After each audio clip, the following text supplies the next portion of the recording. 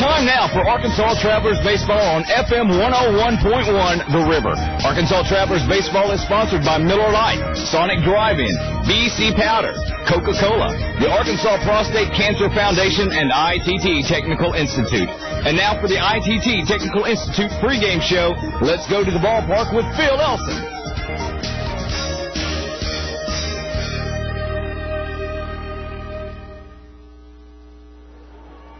Live from El Paso, Texas, Travelers Baseball is on the air. Hello again, everybody. This is Phil Elson. Welcome to Cohen Stadium in El Paso, where tonight Minor League Baseball and the Texas League present your Arkansas Travelers and the El Paso Diablos. Game 1 of a 4-game series. Hi, and thanks for tuning into the broadcast. We are live tonight on FM 101.1 The River, as well as the Traveler website, www.travs.com. You're listening to the Travelers ITT Technical Institute pregame show.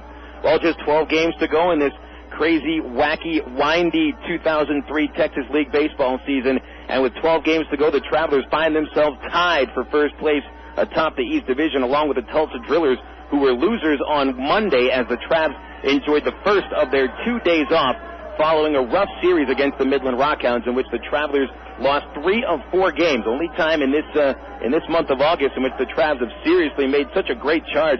Only time this month the Travs have lost 2 games in a row, losing Saturday's Game 2 of the doubleheader 8-5, following that incredible 21-0 win, and then losing on Sunday as Midland belted on 20 hits and 14 runs, 4 homers against the beleaguered Traveler pitching staff in a 14-4 pasting of Arkansas.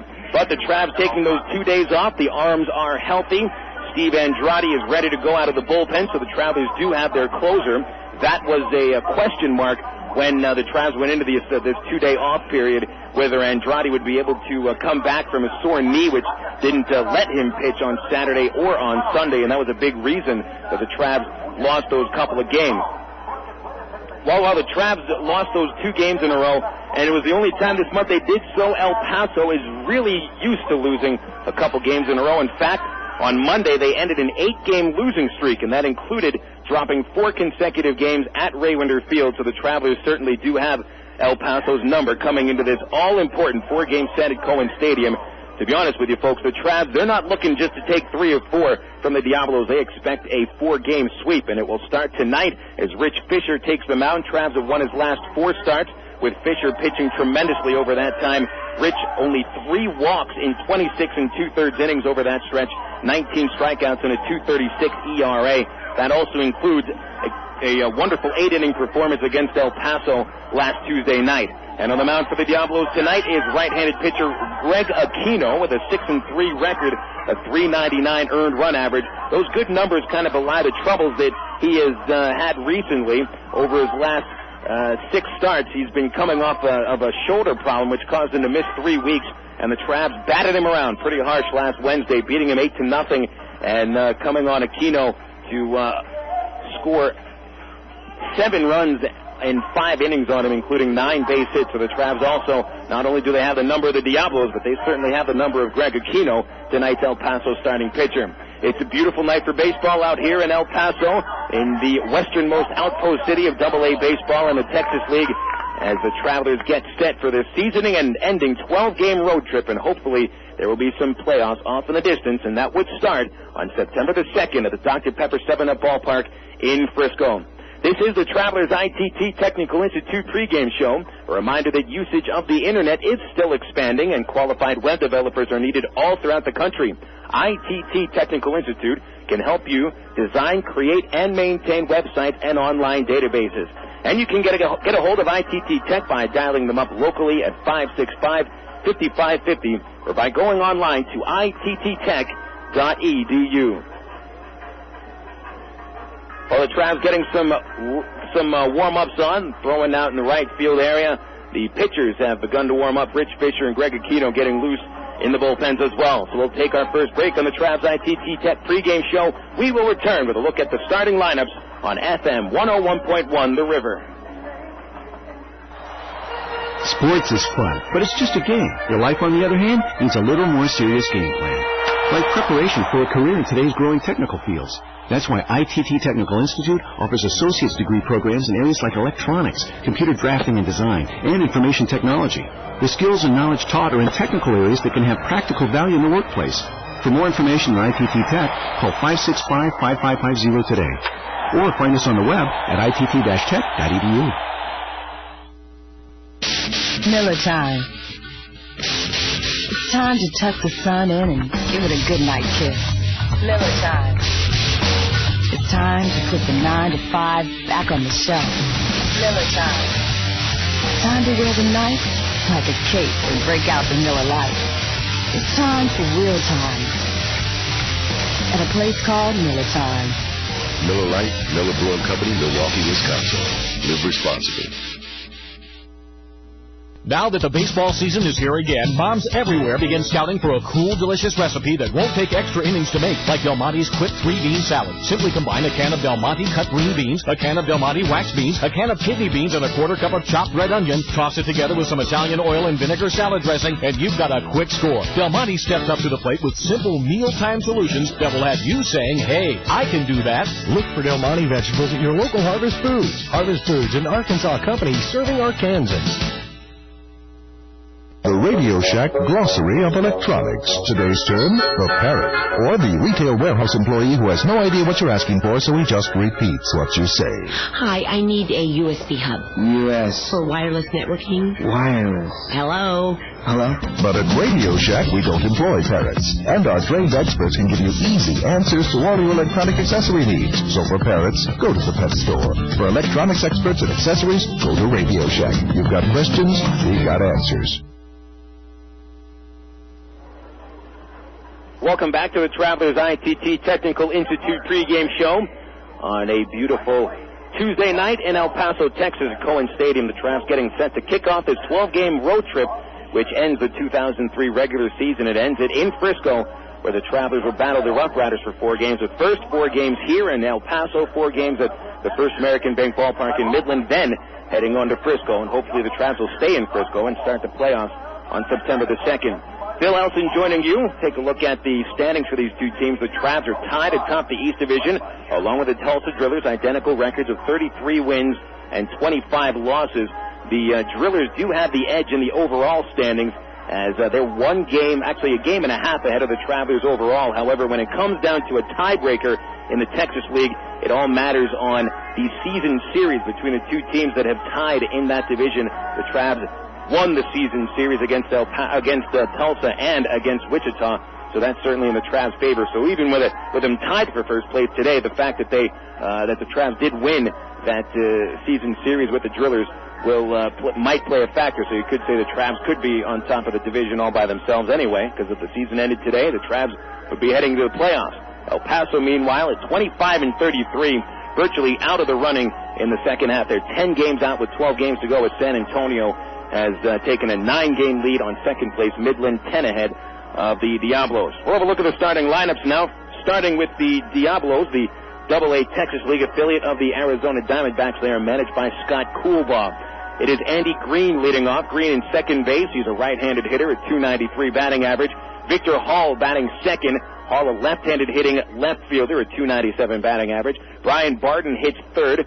Barton, a right-handed hitter, plays third base. His average at .291. This Diablo team as a whole, the top team batting average at .279. Ozzie Timmons bats cleanup, a former major leaguer who has 5 home runs in 53 games and a .329 average. He's the DH, a right-handed hitter. Batting fifth for the Diablos is center fielder Josh Kroger. Kroger, a left-handed hitter, is a former 4th-round pick out of San Diego for the Diamondbacks. Corey Myers, formerly the 1st-round pick of the Diamondbacks, from about 4 years ago, 1999. He is going to be batting sixth. He's at first base. He's a right-handed hitter, hitting .292. Jamie Jones gets his first game with the Diablos. He was playing with the Diamondbacks Lancaster, California affiliate. In 96 games, he batted .289. A left-handed hitter, a former first-round pick of the Marlins, now in his first year with the Diamondbacks. Jones will be in right field. Again, he bats seventh. Hitting eighth for the Diamondbacks, shortstop, is right-handed hitter Sergio Santos. He was last year's first pick by the Diamondbacks, 27th overall, and he signed a couple weeks later. Matt Sariani bats ninth, a right-handed hitting catcher, playing in his 4th game in the Texas League this year. That's for the Diablos. Now for the Arkansas Travelers, the AA Texas League affiliate of the Anaheim Angels. Tyrone Boykin put this lineup on the card today, and you should expect to hear this lineup just about every single night the Travs are playing on this 12-game road trip. Kenny James leads off. James in center field. It'll be Jake Weber batting second, and Weber at left field. Batting third is Jeff Mathis, and Jeff will have a chance to hit in the first inning as usual when he bats third. Check out what Jeff has done in the last 7 first innings. 6 base hits, 3 doubles, 1 homer, 4 RBIs, and 5 runs scored. Mathis is king of the first inning. Again, Jeff bats third. He'll be catching. Dallas McPherson cleans up. McPherson at third base. Just last Monday, McPherson led the Travs to a 14-4 win against El Paso by bashing 3 home runs. So he's got a good track record against the Diablos. Mike O'Keefe bats fifth. He's a designated hitter, team leader with 54 walks and 68 runs batted in. Junior Zamora gets the start at first base today. Zamora hits 6th. Nick Gourneau batting in the 7th spot. He'll be in right field. Gourneau's hitting streak ended at 11 games on an 0-for-4 game on Sunday. Brian Specht hits 8th. He is recently named the Sportsmanship Award for the Travelers, given away each year. The Ed Canada Award given to Brian during Saturday's doubleheader. Again, he'll be at shortstop. He'll bat 8th, and Casey Smith rounds out the starting 9. Casey over at second base. Look at the starting pitchers. Once again, for the Diablos, Greg Aquino takes them out. He is a 6'1" right-hander out of Palenque, Dominican Republic. He has a record of 6-3, a .399 earned run average. This will be his 18th start of the season. He has 1 win and 1 loss against the Arkansas Travelers. He's allowed 7 runs in 11 innings. They all came last Tuesday at Ray Winder. For the Travelers, it is right-hander Rich Fisher on the mound. Fisher with a record of 5 wins and 10 losses, a .470 earned run average. For the fact that he has been the pitcher that's starting wins the last 4 times he's gone out, that really belies that he has become the Rich Fisher that the Travelers have expected this year. It just took a couple more months for him to get to ascend to that level. So Fisher takes them out again today. He has no wins and 1 loss against El Paso, but he's pitched very well against them, going 8 innings against the Diablos twice and allowing 5 runs in 16 innings overall. There you have it, the starting lineups for today's game. We will return with the first pitch of your ball game between the El Paso Diablos and your Arkansas Travelers. That's right after this on FM 101.1, The River. Hey, what's up? This is Lala, and welcome to Coke FM, bringing you the hottest new sound. Gotta make it real, compared to the real can't be bought and sold, talk and sold. The boy tried to keep the buddy lost his soul. On the road to the riches, he lost control. About the eye of a needle, I was off his soul. It's just never nothing but off the goal. In your actions, all is told. Gotta make it real, compared to what? This is Lala at Coke FM, keeping it real with the full taste of Coca-Cola. It's toaster time anytime this month at Sonic, because Sonic offers their full menu all day. Choose from our Chicken Club Toaster Sandwich, our Bacon Cheddar Burger Toaster, or our 3 breakfast toaster sandwiches, made with egg, cheese, and your choice of sausage, bacon, or ham. All on thick, delicious Texas toast and made after you order it. So now when you drive into Sonic, you can get a toaster sandwich for breakfast, lunch, or dinner. Whatever you want, whenever you want. Only at Sonic. Is downing Metamucil for regularity getting you down? It's too hard to take. But you must. Coffee and gritty. I cannot. Next time, try FiberCon. It's a better way to stay regular because just 2 caplets and a refreshing glass of water is all you need to get the same result as Metamucil powder. FiberCon! Oh, FiberCon! Your refreshing easier to take. Use only as directed.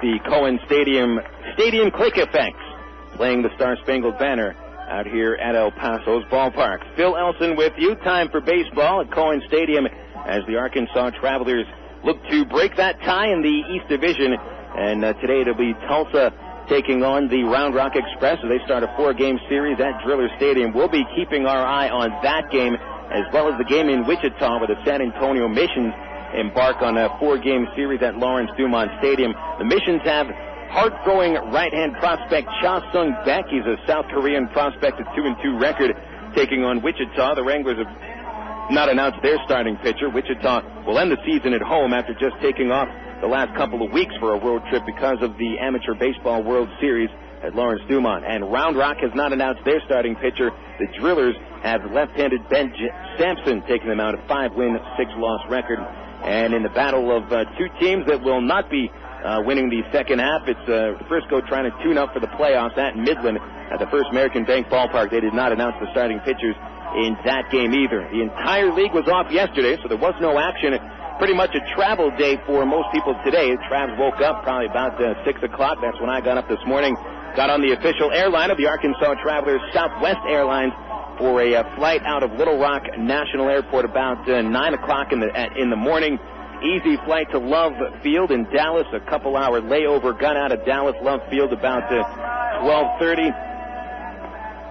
And the Travs got into El Paso. Got a couple hours to lay in the bed, get ready for the game, and then get on over to the ballpark. There was no batting practice for the team either, as got to the ballpark at about 4:30. There was a large traffic jam that held things up on Interstate 10, which is the main highway that goes through El Paso. So, you know what? The Travs didn't have much batting practice before the games that they played El Paso at Raywinder Field last week. They still went out and swept them in 4 straight. To be honest, the Travs might not need much batting practice the way they've been swinging the bats recently. Arkansas has really been swinging the bats very well. It's a team that now can hit the 3-run homer and manufacture a run, although I think you'll probably see the manufactured runs start to fall by the wayside with the power that's through this lineup 1 through 9. And really, every one of the Travs starting 9 today has shown that they can put the ball over the ballpark. The only exception might be Kenny James with an inside-the-park home run on Saturday. And Kenny leads off. He'll take a strike on the first pitch from Greg Aquino. We are underway right on time, 7 o'clock in El Paso. And game time temperature at Cohen Stadium is 97 degrees. It is hot, but it is slowly letting the temperature fall. Aquino misses low and away to James, who's batting left-handed, switch-hitting center fielder. James has averaged to 286, 2 homers. The second was that inside-the-park job on Saturday's Game 1 doubleheader. There's a line drive foul by James towards the bullpen in left field. And the count 1-2.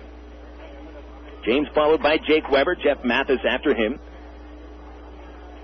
Aquino makes his 18th start of the season. As I mentioned, it's his 6th start since a 3-week disabled list stint. He had a bum shoulder and really hasn't been able to throw that many innings since then. So the Diablos pen might get a little tired early in the series. James lost a fly ball to left. Victor Hall drifting in. He'll make the catch for the out. 1 away. We'll set the fielders behind Aquino, as he is a pitcher that does put the ball in play quite a bit. Victor Hall in left, Josh Kroger in center field. Jamie Jones makes his first start at the Texas League. He's in right field. Brian Barton at third base. Sergio Santos at short. Andy Green at second. Corey Myers, the first baseman. Matt Sariani, the starting backstop. Jake Weber, first pitch swinging. A bouncer up the middle. 2 bouncers. Santos gloves it behind the bag, but Weber will beat the throw to first. He's safe with an infield single. Nice acrobatic play by Santos behind second base. He had to lunge for the ball and did come in with it. That was a good-looking play, but he didn't have the arm to beat Weber, who's been running pretty well. And Jake enters this road trip on a .308 batting average. That ranks 3rd in the Texas League, 2nd best active batting average. 1 point behind Chris Burke of Round Rock. So Jake also now only 4 hits behind Burke for the league lead in the hit department. Here's Mr. First Inning, Jeff Mathis, right-handed batting catcher, take a strike on the first pitch right at the knees. In the last 7 games, Jeff has had a hit in 6 of those first innings. 1 home run, 3 doubles, so he just hasn't been reaching on little nubbers and singles or bloopers. He's ripping the ball in the first inning. His only home run in the Texas League came on Sunday in the first inning, a 2-0 Trav lead he gave him, but couldn't hold on to that lead as he takes a slider inside from Aquino. 1-1. Mathis takes some signs from Tyrone Boykin at the third base coach's box. Weber advancing from first base. He's got 11 steals and 15 attempts. Mathis with that slight open stance. They're going to try to bust him inside. Aquino's fastball is popped out of play into the first base seats. And the count is 1-2. Jeff playing his 14th game at Double-A, and he's really impressed everybody. 281 average, 1 home run, 10 RBIs. I think what impresses most people is his catching ability. But don't give up on the idea of Jeff Mathis actually becoming a power-hitting catcher. At only 20 years old, he still has 9 extra base hits in 13 games, 8 of them doubles and the 1 homer. Throw to first, and Weber dives in ahead of the tag by Corey Myers. Aquino, a fairly athletic pitcher, has got a quick pickoff move. Started his professional career as a shortstop. 1 out, Weber at first, and a 1-ball, 2-strike count on Jeff Mathis. Aquino deals a slider. It's grounded foul past third base. And Mathis has shown that he does struggle a little bit on breaking balls. Big curveballs seem to give him more of a problem than sliders. It would seem that maybe changing Jeff's eye level on the ball might give him the most problems. Weber takes that same lead from first, about 4.5 steps. Aquino, with a high set position, bent at the knees, delivers the 1-2 to Jeff, and he fouls it off his own foot. A fastball on his hands, and right off the shin. Yikes. As if a catcher doesn't take enough beating himself up during a ball game. Jeff will take some time to let the pain subside. Rodney Galloway, the home plate umpire, will help him do that by dusting off a plate that has no dust on it. You can always tell if an umpire is trying to give a batter or a catcher some time to let the pain subside, because they will dust off the plate, regardless if there isn't even a speck of dirt on it. That plate can't get any whiter, Rodney. Mathis back to the plate, Aquino ready. Jeff will take a high fastball, even the count at 2-2. Dallas McPherson on deck, and boy, did he own the El Paso Diablos when he took them on last week at Ray Winder Field. McPherson in 4 games at 3 homers, knocked in 9 runs. He batted .471. Mathis wasn't a slouch himself. He batted .316 in those 4 games. 2-2. Aquino deals this pitch hit in the air to right field. Jamie Jones with a track on it. Shy of the warning track, he'll bring it in for out number 2. And Jeff Mathis, not the king of today's first inning. Well, he's got 11 more first innings to work with. He can still regain his throne. Dallas McPherson comes to the plate, and if Jeff Mathis has been the king of the first inning, Dallas McPherson has been the king of just about every other inning. Recently named the Texas League Player of the Week for last week, and my goodness, what a week he had. Knocked in 19 runs in 8 games. Texas League President Tom Kaiser informed me it was one of the best RBI weeks in recent league history, as the first pitch strike comes on the outside corner. McPherson started the week by belting 3 homers against El Paso. Knocked in 8 runs on Monday in a 14-4 win. Count 0-1. Weber running. The pitch low and outside, and the ball dropped by Seriani. The catcher tried to transfer the glove into his right arm, but the ball popped right out of the mid and never even touched it with the throwing arm. Weber steals his 12th base of the season. Scoreboard says 1 ball, 2 strikes, but the count is 1-1. And Dallas, I think, asked the home plate umpire what the count was as well. He's a little confused. He gets back in there. Left-handed hitter. 24 RBIs in his 18-game stint with the Travelers. The pitch is a fastball below the knees. 2 balls, 1 strike with Mike O'Keefe on deck. And a duck sitting on the pond, Jake Weber at second base. I think Dallas McPherson is going to enjoy hitting at this ballpark with its huge gaps and propensity for extra base hits. 2 balls and a strike, and this pitch hit on the ground towards shortstop, a 1-hopper, gloved by Santos. Nice play. He'll throw Dallas out at first to end the inning. So the Travs get an infield single by Weber and strand him at second base. Take it into the bottom of the first, and the Diablos coming to the bat for the first time with no score on FM 101.1 The River. If you're losing your hair and haven't tried Avacor yet, how about a free month supply?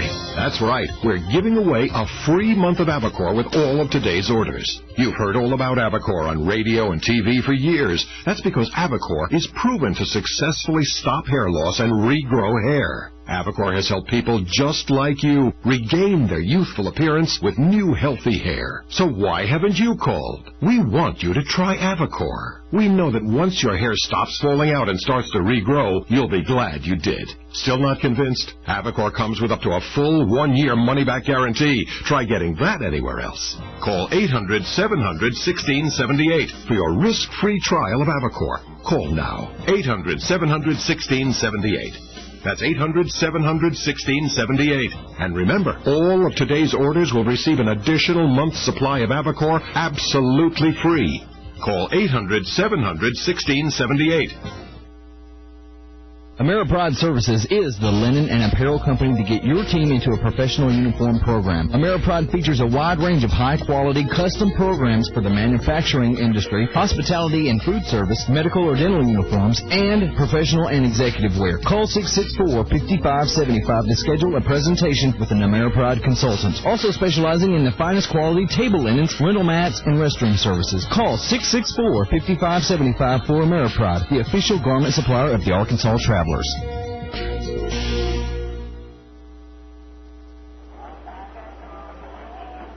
Travelers left a man stranded at second base in the top of the first inning, so the Diablos come to the bat with no score at Cohen Stadium. Phil Elson joining you for Game 1 of this 4-game series.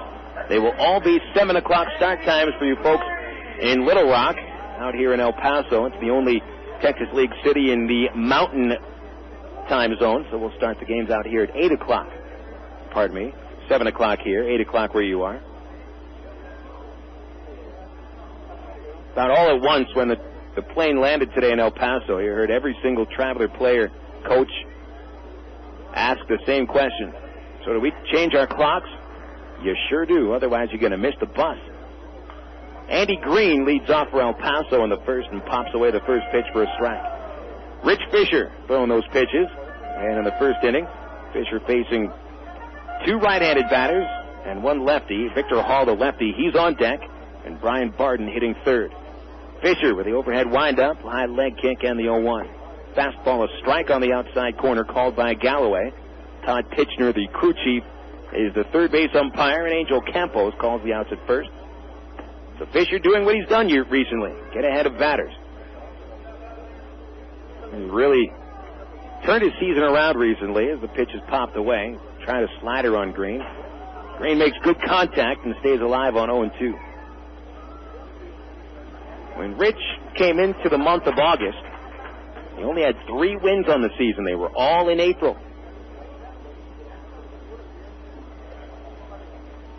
He's won 2 of his last 4 starts. The Travs have won all of them as another pitch fouled off by Green.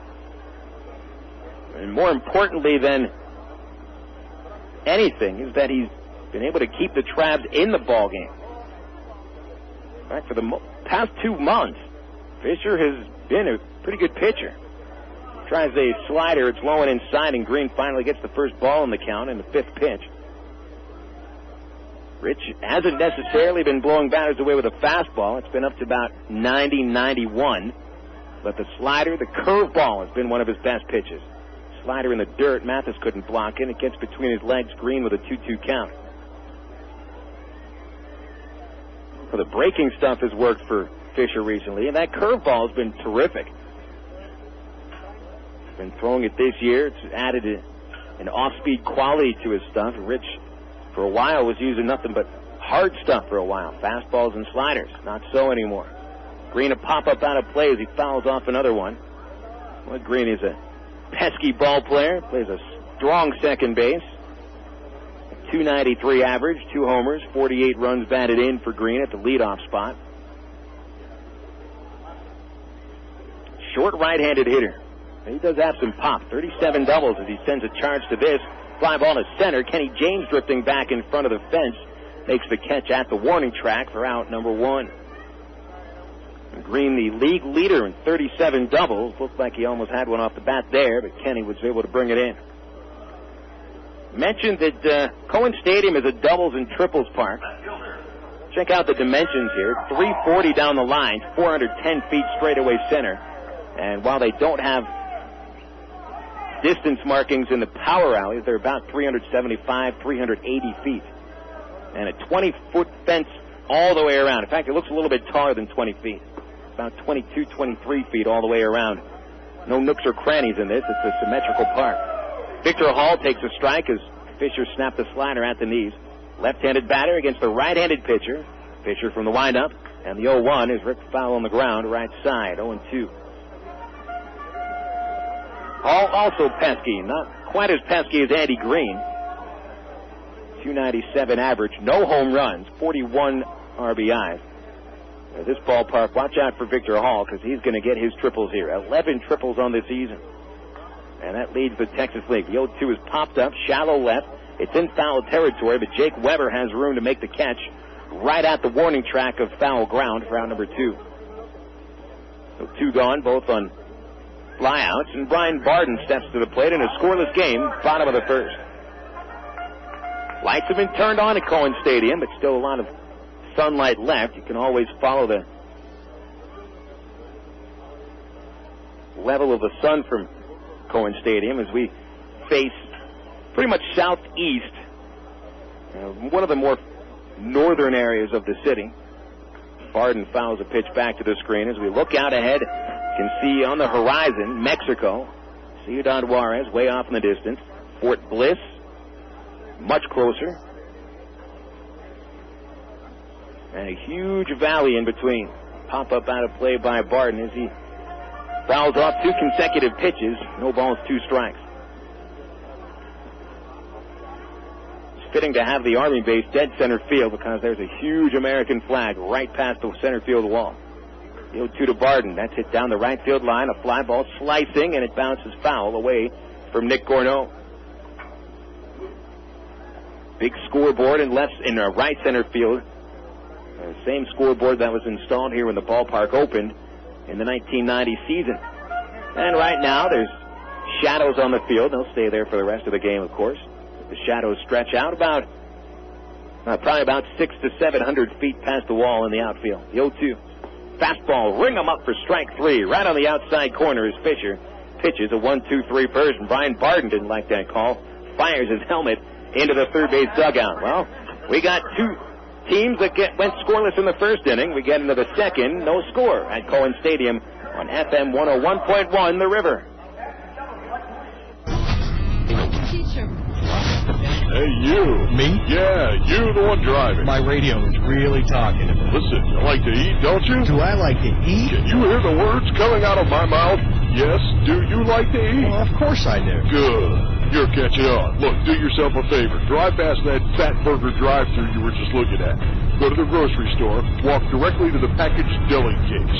Pick up a package of Land of Frost luncheon meats.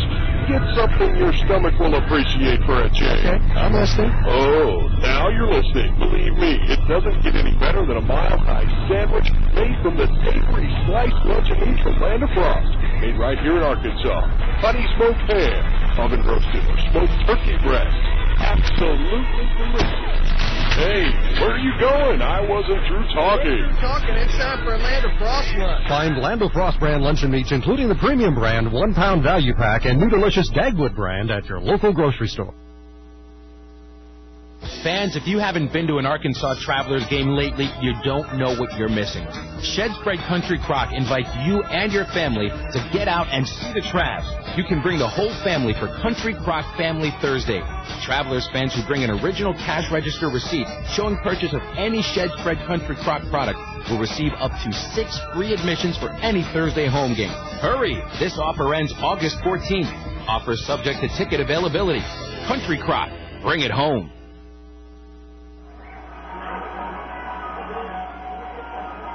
Travelers baseball heading into the second inning at Cohen Stadium in El Paso, Texas. Travs were last here in late April. Back then, the Diablos were fighting for first place along with the Midland Rockhounds. At that point, the San Antonio Missions were a team that people didn't expect to take into first place. And El Paso and the Travs split a 4-game series with El Paso winning the first 2 games. Travs shot back and won the final 2. El Paso, a team going in the opposite direction of the Arkansas Travelers. There's been some communications problems between them and their coaching staff.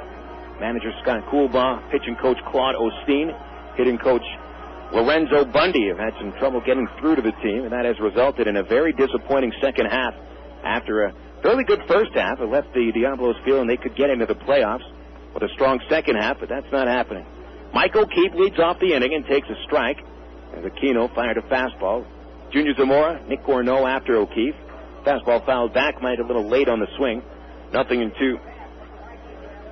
Well, not only this a big road trip for the Travelers team-wise, of course the team looking to get into the playoffs, but individually, players looking to finish up the season on a strong note, get those season-ending statistics looking good as O'Keefe takes a pitch in the dirt, 1-2. Not just that, but there's also end-of-season assignments to impress the Angels front office brass with. Assignment still waiting to give out to winter ball. Arizona Fall League as well. O'Keefe will take a slider. Good eye down below the knees, 2-2.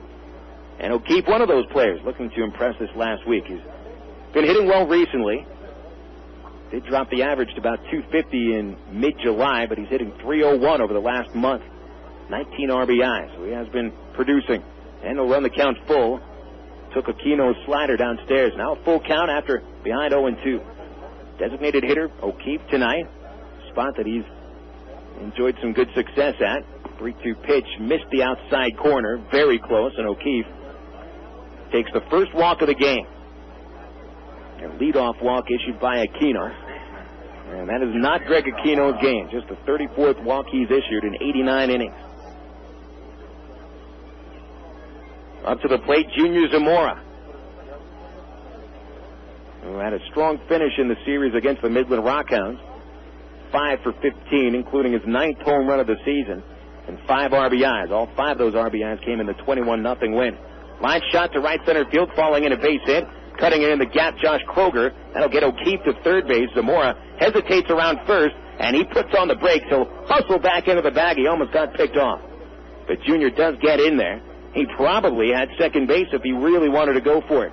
But about halfway to second, Junior slammed on the brakes and decided that he had enough and went back to first. So O'Keefe to third base, and Zamora, nice piece of hitting, took that fastball in the outside corner and drilled it to the gap. So the outfield grass slowed the ball down, and Josh Kroger covered good ground, and that saved a run from scoring. But man at the corners, no outs for good run-producing Nick Gorneau. 14 RBIs in his 17-game stint with the Travelers. Right-handed batter, attacks a fastball and hits it out of play for a strike. Now, Nick has had a hit in 14 of the 17 games he's played with the Travelers. Recently had a hitting streak end at 11 games. Hit .463 on 11 games until going hitless on Sunday, went 0 for 4. Aquino with a slider. Good eye for Gorneau. Takes it low and away. 1 ball, 1 strike. As Arkansas looks to get ahead here in the second inning. Scoreless game at Cohen Stadium. Thinking is you get ahead of this team early and set the tone. Get to them early and often. It seems to have been the Travs' motto recently. Pitch inside to Gorneau. 2 balls, 1 strike. Travs got to Aquino last time they faced him. Wednesday night, beat him 8-0. While Paso was busy trying to drink soup with a fork against Bobby Jenks. Got only 4 base hits throughout the game. Arkansas scored 4 runs and had 4 hits alone in the 5th inning. And got 7 runs on Aquino. Really hit him hard. Gorneau had a double off the right center field fence at Ray Winder. See if he can do something here on 2-1. Throw to first. Aquino checking on Zamora. Junior dances back in, standing up. He's okay.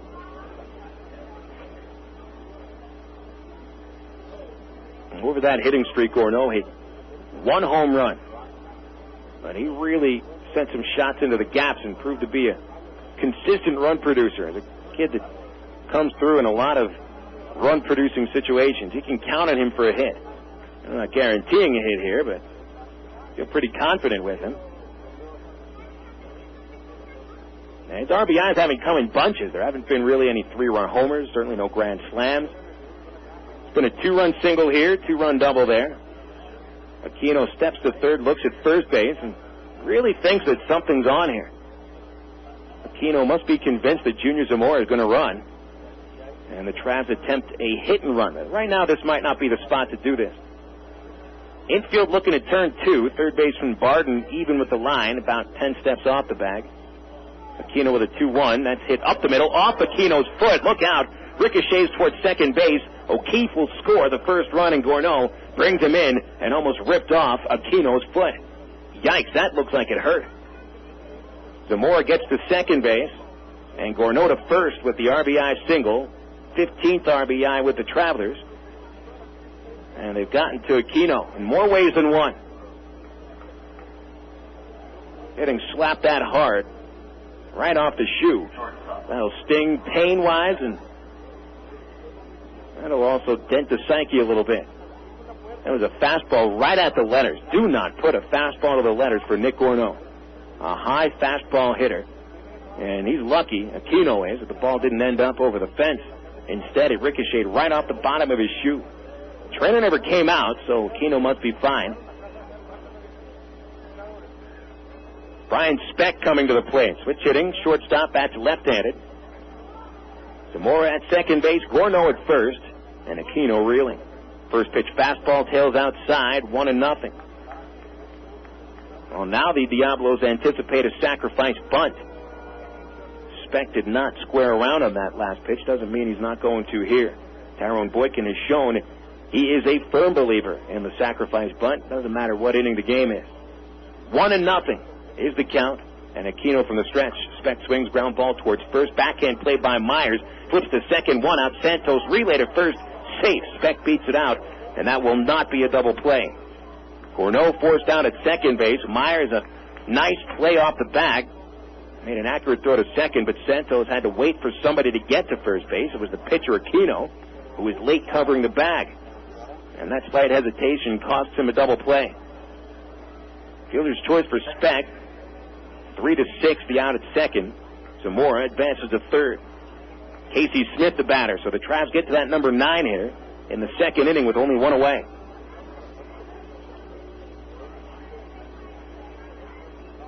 One run already in here in the top of the second, and Smith looking to bring another one home. Infield to look to turn 2. 285 average for Casey, 4 jacks, 29 RBIs, hitting the ball very well right now. And a first pitch low ball 1. Aquino not getting ahead of this important hitter. Casey, 4 hits and 11 at-bats against the Midland Rockhounds in the previous series, included scoring 4 runs and 1 RBI.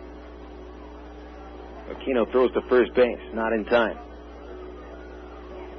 Casey sat out the last game of the Diablos series. That was on Friday. Or, pardon me, that was on, sat out of the first game of the Midland series. That was on Friday. And Carlos Duncan got the start at second base. Shouldn't look for that to happen too much over this road trip. I think the starting 9 is pretty much set.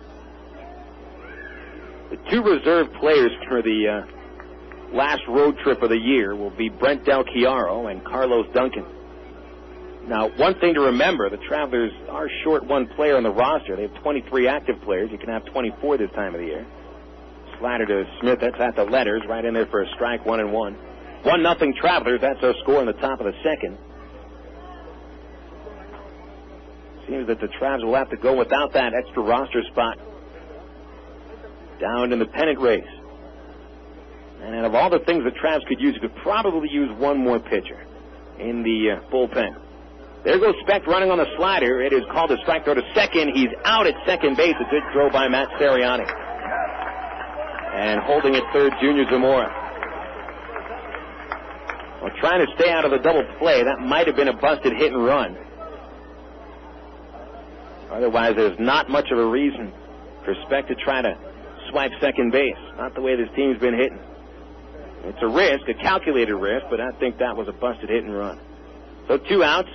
Going to count 1 and 2 on Smith, and he'll hit this pitch foul into the first base seats. Right, skimmed off the Traveler dugout at first base. Nice backhand play by a fan as it ricocheted off of one of the seats. Well, the infield now plays back, a 1-2 count on Casey Smith. And he's got that second run staring him in the eyes from third base. Zamora, who had singled, right to second on Gourneau's base hit, to third on Speck's ground out. Kino going to the windup on 1 and 2. Casey swings. There's a hard liner right to second base. Green makes the play, and the inning is over. Now the Travs get that one run on 2 base hits. Probably could add more, and they leave a man at third base. 1-0 Travelers. That's your scores. We head into the bottom of the second at Cohen Stadium in El Paso. This is FM 101.1, The River. Currently, there are more than 80,000 people on the National Organ Transplant waiting list, and more than 300 of them are for Arkansas. Every 16 minutes, another name is added to that list, and every 82 minutes, someone dies while waiting for a life-saving organ. When you're an organ donor, you're giving someone else a chance to live, which is truly the most precious gift. The Arkansas Regional Organ Recovery Agency hopes you will step up to the plate and talk to your family about organ and tissue donation. For more information, call Aurora, 866-660-5433, or visit the website at aurora.org. Good morning. Good morning. Welcome to this focus group. What a lovely bunch. Are you sure they can't see us behind this window? There's a mirror on the other side, genius. Hey, chill out. What, are you nervous or something? No, everybody loves us. We're the phone company. Now, tell me, which directory do you use? Yellow Book or the other book? Yellow Book. Yellow Book. And you, miss? Yellow Book. That's where I found my plastic surgeon. They're picking the wrong book. What if Yellow Book starts to advertise? More people choose Yellow Book, not the other book. Call 1-800-YB-YELLOW. Not nice of you to string me along. You say you're retired, but that must be wrong. Tastes just like the original one. That's why I'm craving you, 'cause you're second to none. Diet Dr. Pepper, made a believer out of me. Diet Dr. Pepper, your great flavor is all of the proof I need. Diet Dr. Pepper.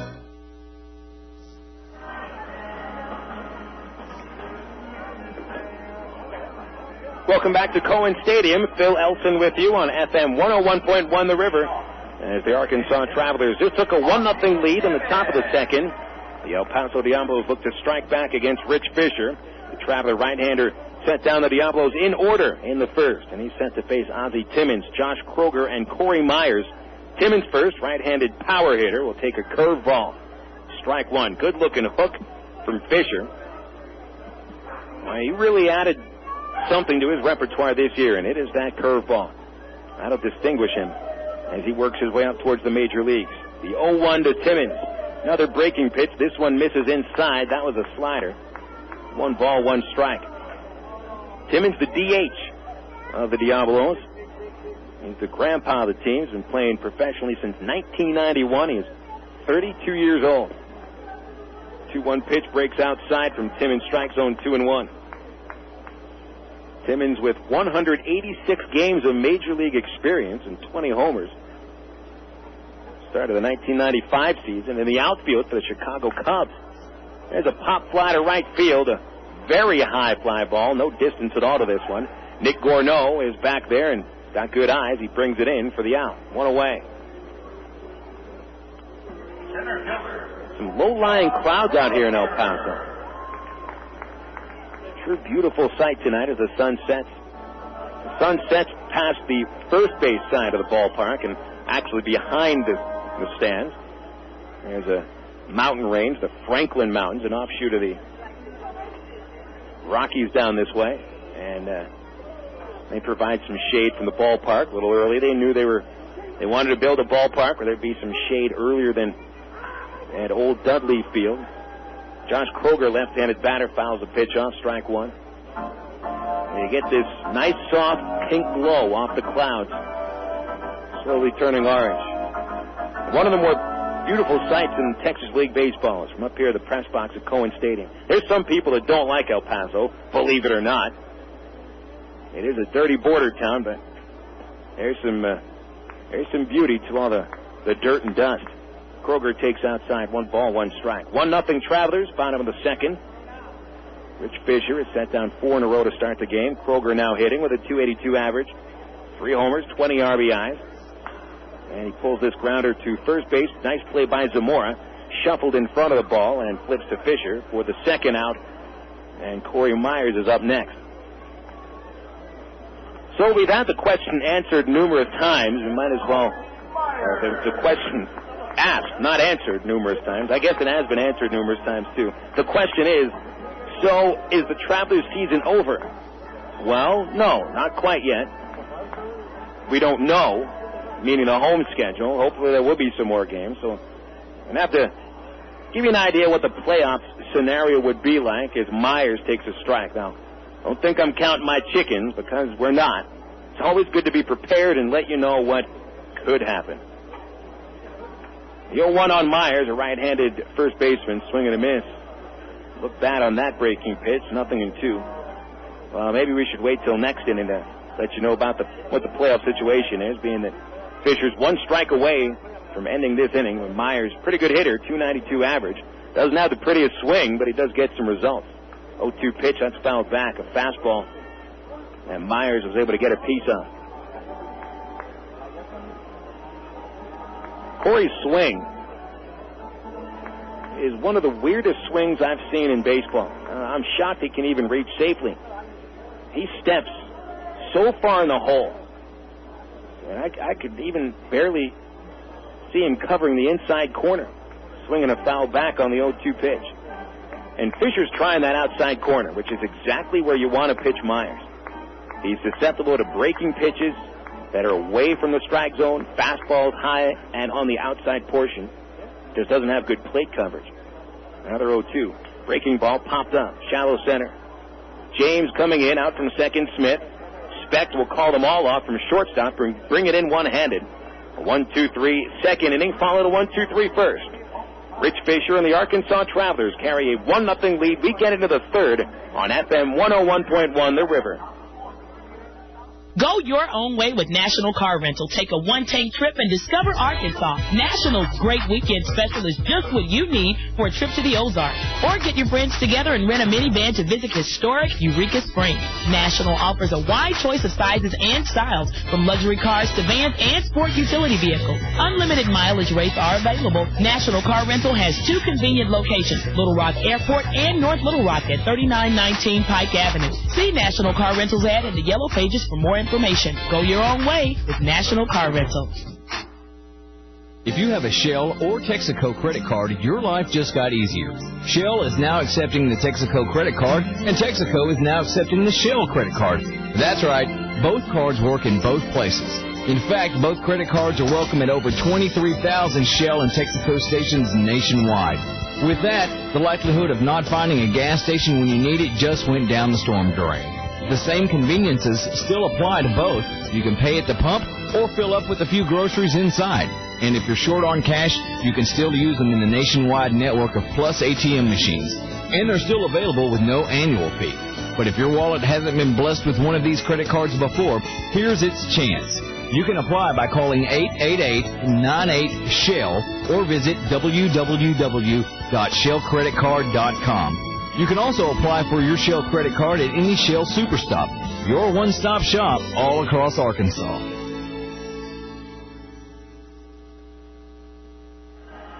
All right, Traveler fans, with Arkansas's professional baseball team tied atop the East Division with the Tulsa Drillers, there's a chance, and a darn good one if you ask me, that the Travs will be playing baseball in September, which means playoff action. The Eastern Division playoffs begin Tuesday, September 2nd at Frisco. That's the Dr. Pepper 7-Up ballpark.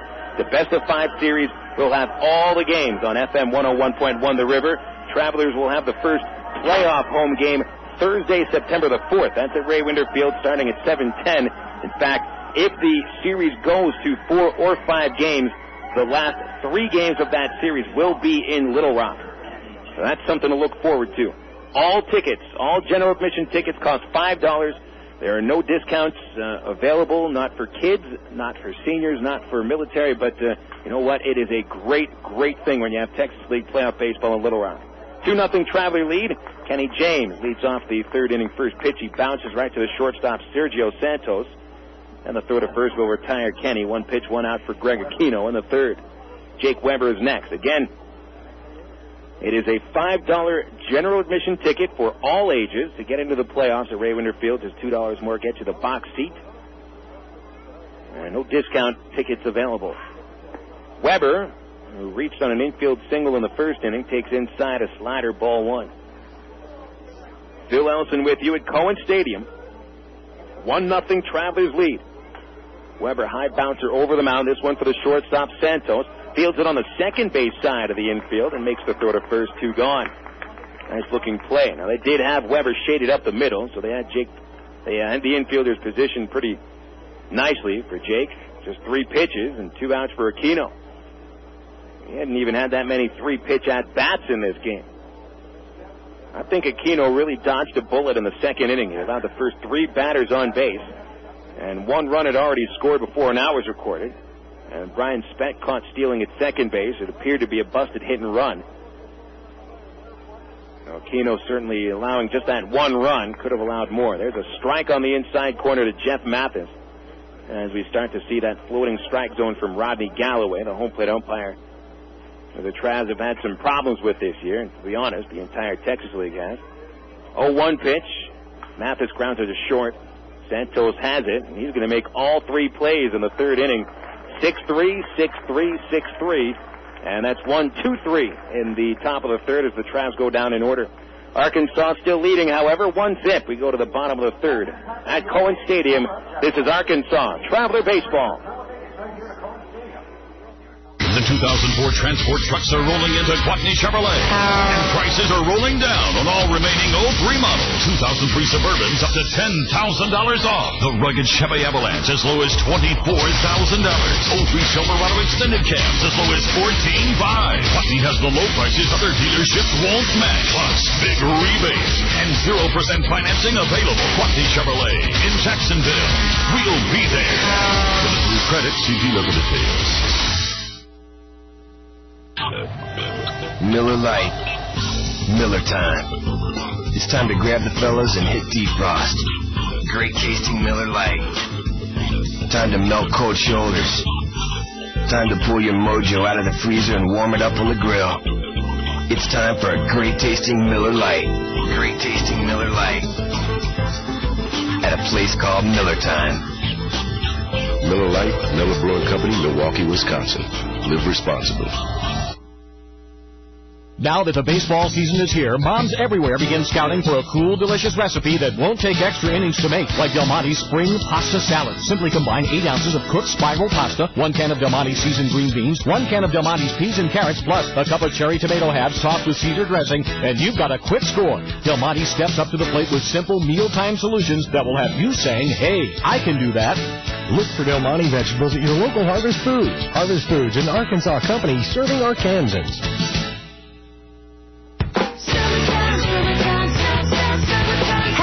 Summertime, all right, and all that summer sun and heat you're taking in right now can really dry out your lips.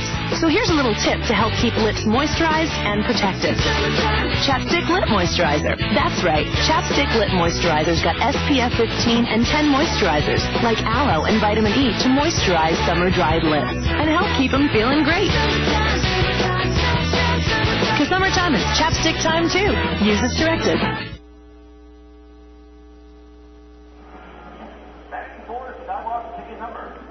Traveler Baseball returning to the airwaves tonight in El Paso, Texas.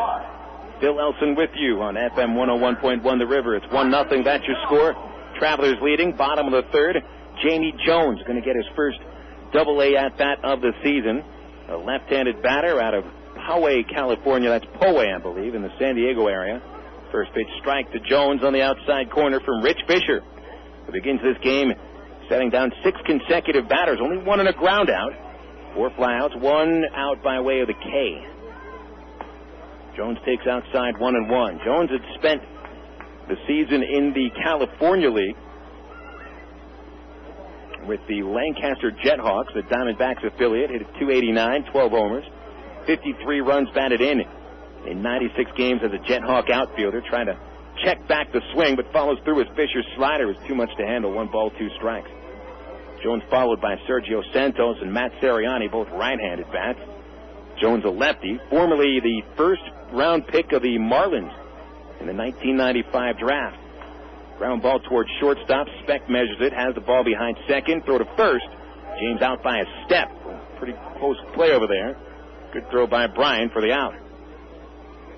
Look at all the early round draft picks that El Paso has, whether it's early round picks of the Diablos or of the Diamondbacks or early round picks of other teams. And you want to say early round, let's say the first 6 rounds as early round picks, right? You got Brian Barden, the third hitter, the third baseman. He's a 6th round pick.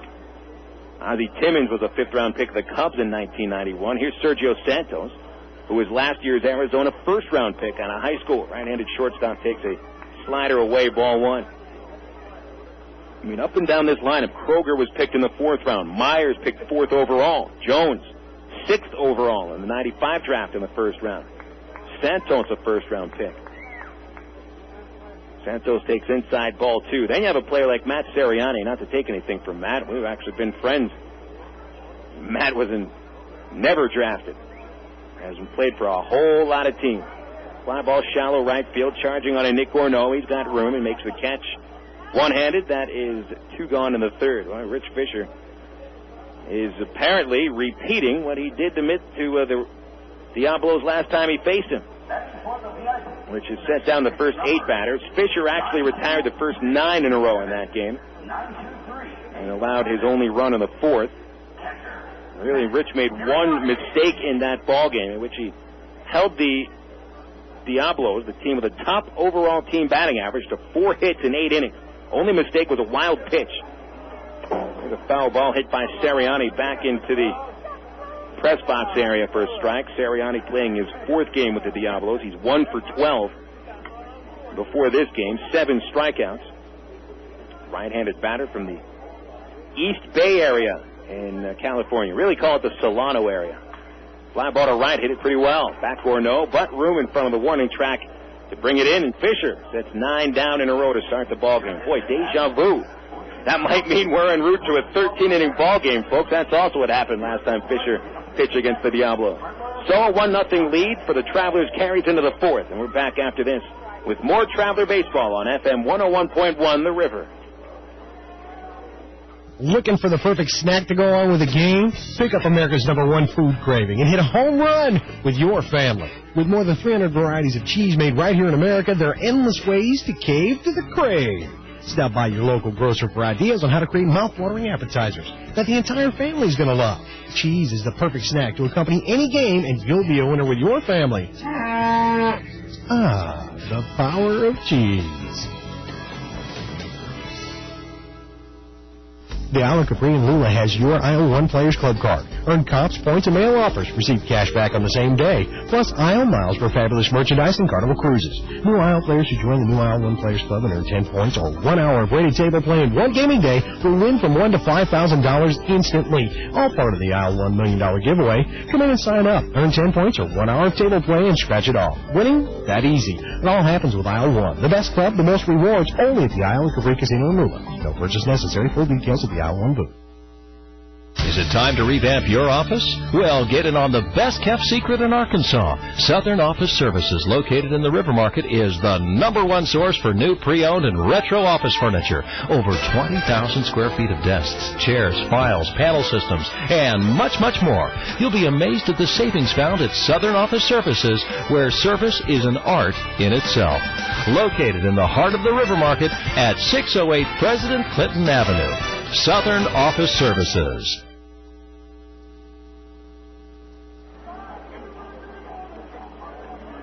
Welcome back to Cohen Stadium. Phil Elson with you, bringing you Travelers game 129 of the season. We got 12 to go, counting this one. Well, really 11 to go, not counting this. Travelers enter the game at 66 wins, 62 losses. That's the 3rd best record in the Texas League overall. San Antonio, get this, however good the Travs have done, don't even come close to touching the Missions. 82 wins and 45 losses for the San Antonio Missions as they streak towards a 2nd consecutive appearance in the Texas League Championship Series. They've got a magic number of I believe the magic number is 3 now. 9 games up with 12 to go, and San Antonio certainly enjoying that cushion. They've had virtually no pressure on them the entire year. And they'll have a week off after the regular season is over, waiting to see who wins the East Division Championship Series before starting the League Championship Series in San Antonio on September 7th. How do they also come back after a full week off? Well, right now, focusing on the Travelers as Dallas McPherson leads off in the fourth and takes a strike. Travs leading 1-0. That run came in the second inning. Nick Gorneau driving in Mike O'Keefe with a line drive off the pitcher's foot. McPherson swings, fouls a pitch over the screen right in front of us. 0-2 to count on Dallas. He grounded out on the first. 9-game hit streak for McPherson. Hitting .416 over that stretch. I mentioned he was named the Texas League Player of the Week. I'm not even sure if Dallas knows that yet. The 0-2. Went after the high fastball, and Dallas fouls it back. He's been pretty good at letting that high fastball go recently. You may remember that McPherson in his Double-A debut struck out 4 times, including the last out of the game with the winning runs on base. 0-2, Greg Aquino into the windup. His fastball outside seemed to slip off the rubber. Mike O'Keefe on deck, Junior Zamora following him, and Nick Gorneau waits in the wings. Now see what Aquino comes with. Tried the high fastball, then the outside fastball to McPherson. There's that outside corner fastball for strike 3. And McPherson just watches Rodney Galloway bring him up and heads back into the dugout. I think Galloway heard something from Dallas. You won't ever notice if McPherson is upset with a call, because usually he just turns his back and walks away. There's an art of letting an umpire know you don't like his call, and it never involves showing that umpire up. No matter how bad that umpire might be, he does deserve the respect. Mike O'Keefe takes a backdoor slider, strike 1, and Aquino has set down 5 in a row, actually 6 in a row, ever since Gorneau's RBI single. So he's recovered. 0-1 to O'Keefe, high fastball, 1-1. Now Mike led off the second inning with a walk. He's really attuned his batting eye recently. The 17th walk he's taken in 28 games. Get that on base percentage up, though the batting average isn't exactly where O'Keefe would like it. Foul ball right there. 1-2 to count to O'Keefe. His average at .262. Now that, I think he hit .271 last year, so it's not too much of a fall off. But O'Keefe is sort of up there in on-base percentage, .355 on-base percentage. That is not very bad. The statistic that's glaring for O'Keefe is slugging percentage. Hit .392 for a guy that had a .500 or better slugging percentage last year and led the league in extra base hits. Base is empty, 1 out, and O'Keefe swings at a breaking pitch and fouls it back. 1 ball, 2 strikes on the Traveler DH. Zamora awaits on deck. Night falling here. Give it about 20 minutes. It'll be pitch black out here in El Paso. And the lights will spring up off in the distance. Fort Bliss and downtown El Paso. O'Keefe chases one of the dirt and strikes out. Bad pitch to go after. And Aquino has shown him that slider a few times. It's the first time he's spun it in the dirt. So 2 gone in the fourth. Base is empty. Aquino working on a pretty strict pitch limit. It keeps him to about 4 or 5 innings. Ryan Holston has started to warm up in the El Paso bullpen, a right-handed pitcher. Here's Junior Zamora. First pitch breaking ball, strike inside corner. Boy, Galloway really giving that left corner today. Left corner, and not necessarily inside or outside. It's inside of the right-handed hitters, outside of the lefties. The 0-1, slider outside, 1 ball, 1 strike. Zamora had the first hit of the second inning, a single to right center field, sent O'Keefe to third base. Junior thought about a double, but headed back to first and did not score. That extra base, he could have picked it up, might have brought a run home. Swing and a miss at that slider. Aquino's got the pitch biting now. 1 ball, 2 strikes. If time permits us, we'll run down the Texas League Southwest Airlines scoreboard. And if not, we'll give it to you in the bottom of the fourth. The 1-2 to Zamora, outside. 2 balls, 2 strikes. Well, Tulsa took a 4-0 lead after the first 2 innings against the Express. Round Rock fights back using a home run from Jock Landry in the third to tie the game. 4-4 tie at Tulsa in the 5th inning. Zamora fouls another one off. 2 balls, 2 strikes to the Trav first baseman.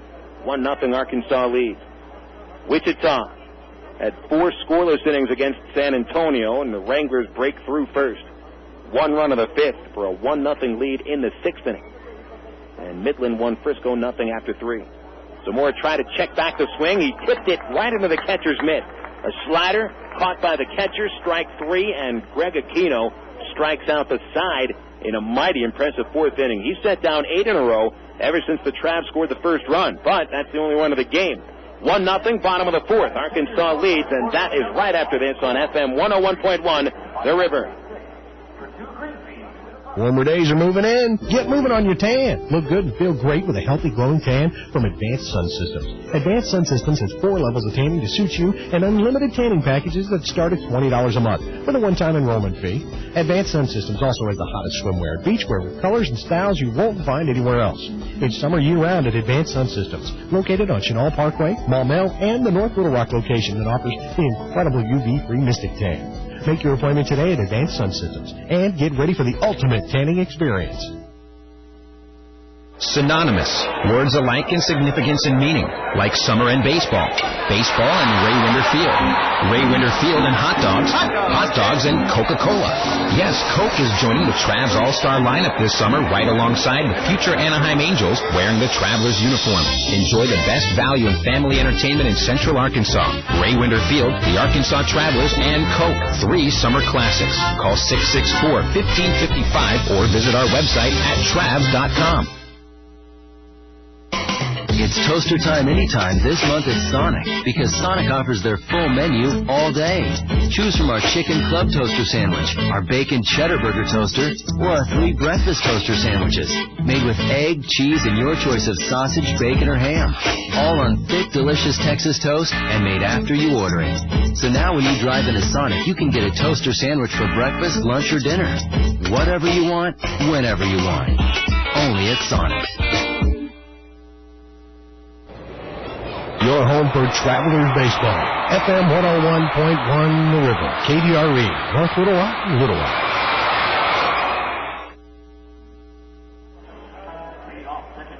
Pitchers have found a groove here in this game at Cohen Stadium. Greg Aquino has sent down 8 in a row ever since allowing the first run, but Rich Fisher doing him a little bit better.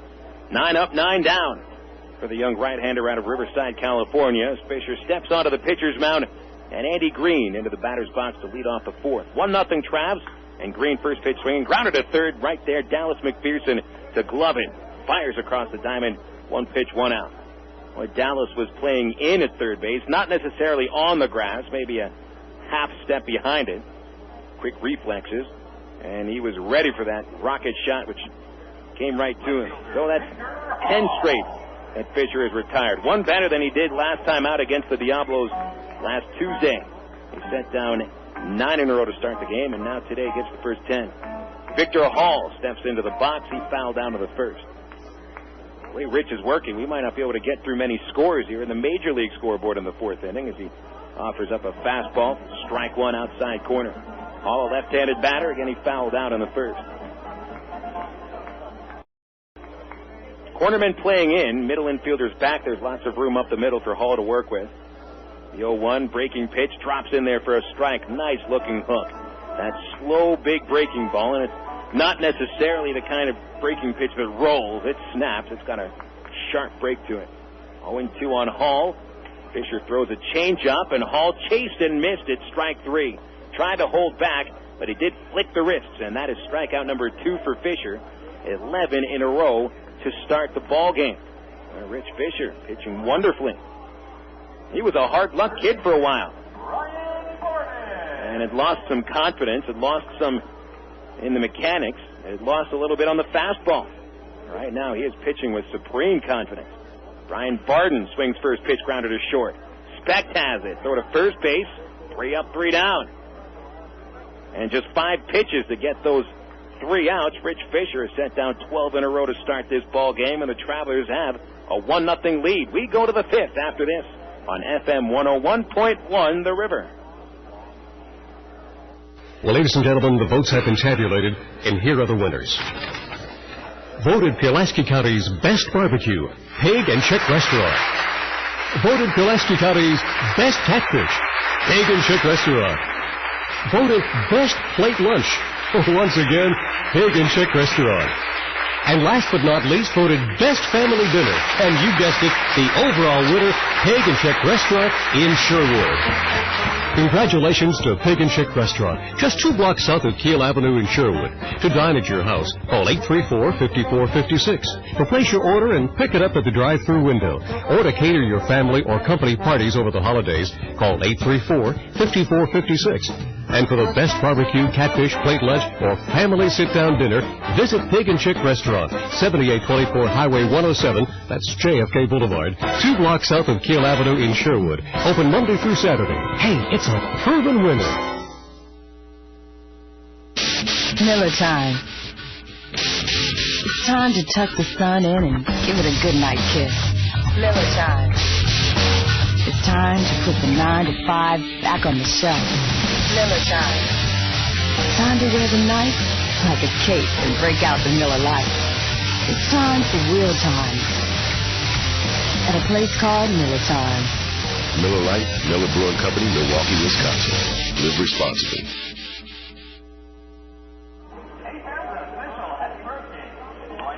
4 innings are in the books at Cohen Stadium in El Paso, Texas. Not much on the scoreboard right now. Here are the totals. After 4, the Arkansas Travelers have scored 1 run on 3 base hits, no errors committed. And 2 men left on base. El Paso's zeros, nothing but. Hasn't reached a man yet, so there can't be anyone left on base either. And 1-0 Travelers leading. Here in the top of the 5th inning, it'll be Nick Gourneau leading off against Greg Aquino. Brian Specht and Casey Smith follow Gourneau, who was the last Traveler to reach base safely. Came to the plate in the 2nd inning with Travs at the corners. And nobody out. Gourneau hit a rocket right off the cleats of Greg Aquino, the starting pitcher. Scoring Mike O'Keefe. And since then, there's been 8 men up, 8 men down. First pitch to Gourneau. He attacks a fastball and misses, strike 1. Aquino made a mistake throwing him a high fastball in the 2nd inning. That was right down the middle. This high fastball was on the outside corner. Pretty tough pitch to get. 0-1. Aquino. Windmill wind up. The pitch chopped towards second base. Green charges. Nice play on the short hop. Throw to first, and he pulls Myers off the bag. Gourneau is safe on the throwing error by Green.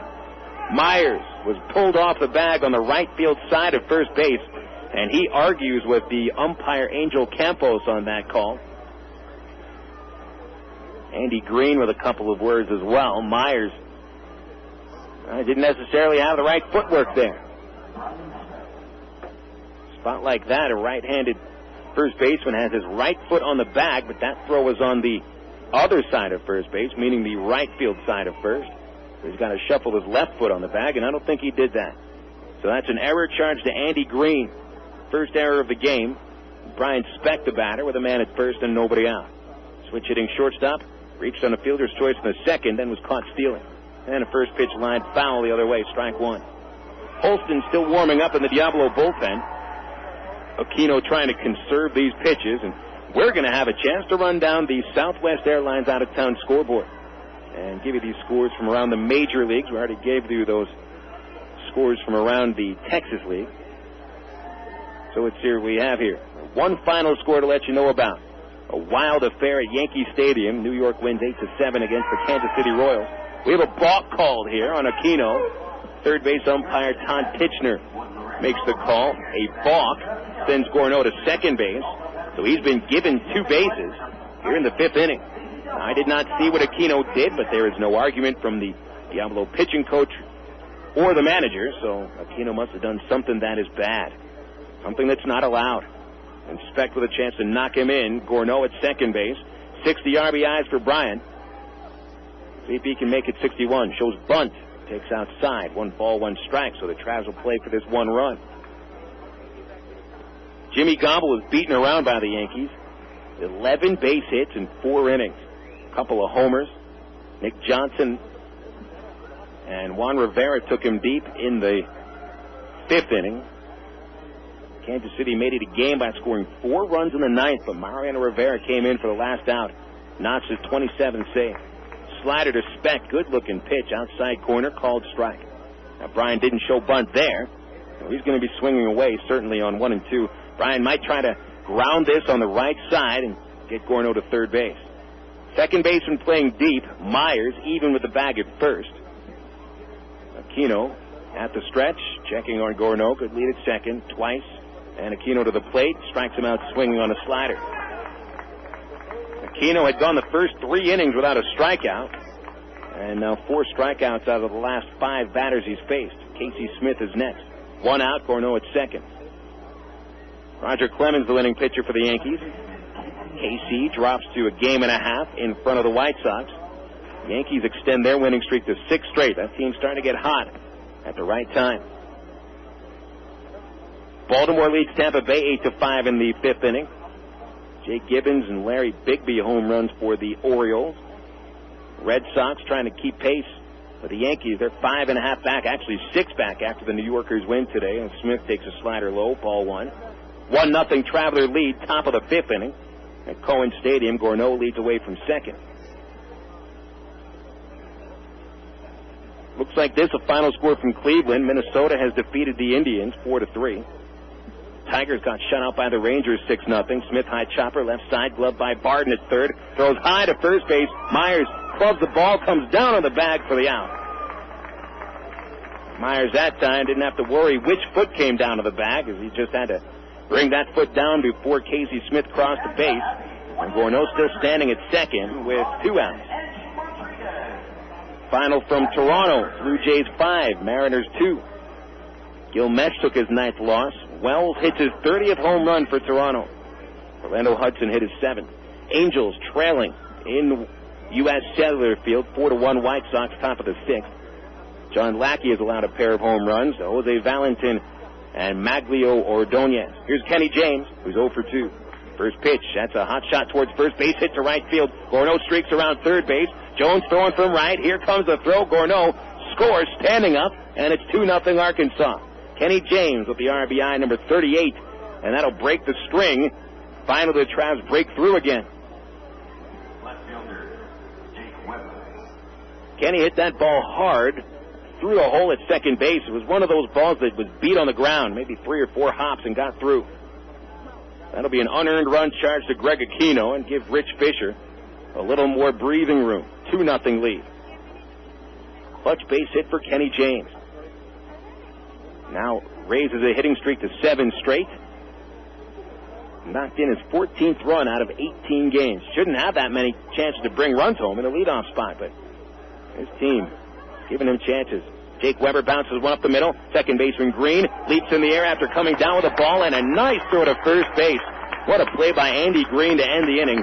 Took that ball about 3 feet behind second, leaped in the air, and fired a strike to first, ending the inning. But the Travs do strike back for 1 run on 1 hit, 1 error, and a man left on.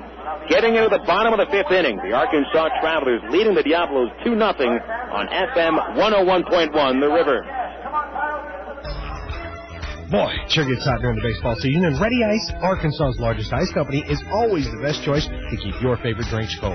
Once again, Ready Ice is proud to present Ready Ice Wednesdays at Ray Winder Field. Just pop in anywhere Ready Ice is sold in Greater Little Rock, like Exxon stations or your local convenience store, and grab a coupon good for $2 admission to any Travs Wednesday home game. Get ready, get the coupon, and go to Ready Ice Discount Wednesdays at Ray Winder Field. Stop by Agpro at Highway 165 in England and take a look at the new John Deere 5020 Series tractors. This rugged lineup can handle your livestock chores with ease. Choose the 45 to 75 PTO horsepower straddle mount, isolated open operator station, or cab model that fits your needs. The new tractors offer improved comfort, control, and convenience. So check out the new John Deere 5020 Series tractors at Agpro at Highway 165 in England. Top Shoes, Arkansas's largest shoe store, and New Balance are proud to support our travelers. New Balance shoes come in the size and width to fit every Travs fan. And Top Shoes has the largest selection of New Balance shoes in the entire state. Not only does New Balance have shoes for athletes, Top Shoes have New Balance shoes for foot problems such as diabetic neuropathy or plantar fascia. The friendly employees at Top Shoes will gladly measure your feet and get that New Balance that is just right for you. Top Shoes is located in Little Rock, North Little Rock, Benton, Conway, Russellville, and throughout Arkansas. Mr. Goodwrench, who is this one and only GM expert? I'm about to find out. GM Goodwrench, may I help you? Yeah, hi. Question for you. Mr. Goodwrench had over 1 million hours of training last year? That's right. Well, there happens to be only 8,760 hours in a year, Missy. Excuse me? Throws a little wrench into this whole Mr. Goodwrench thing over there, doesn't it? Huh? You like that? Wrench? It's a play on Goodwrench. I just made that up. Find Mr. Goodwrench, the one and only GM expert at over 7,000 GM dealers. Travs tack on to the lead with an unearned run to the top of the 5th inning, thanks to a throwing error by Andy Green and an RBI single by Kenny James. Rich Fisher throws the first pitch of the bottom of the 5th and blows it by Ozzie Timmons, swinging strike 1. Timmons, who flied out to right field, leading off the 2nd, now leads off the 5th. Fisher has faced the minimum through 4 innings, hasn't allowed a hit, no walks either. 2-0 lead to work with. The 0-1, golf shot, right center field. That is going to fall in for the first hit for El Paso. Kenny James fields it, throw to second base as Timmons tries for 2, and he slides in safely, a 2-bagger. And that breaks Fisher's string. So 12 straight to start the ball game. Timmons didn't necessarily cream that ball, just put it to the right spot, directly in the gap between Nick Gorneau and Kenny James. And it looked like Kenny might have overran the ball, allowing Timmons some extra time to get to second. Double number 15 for Ozzie. And now the Travs have allowed their first base runner of the ball game. Josh Kroger with a man on base, and Fisher goes to the stretch for the first time. Kroger, a left-handed bat, has hit in 6 of 7 games, 3.93 average over that stretch. He grounded down in the 2nd inning and takes a fastball low and away, ball 1. Corey Myers on deck against Fisher. 5 wins for Fish this year.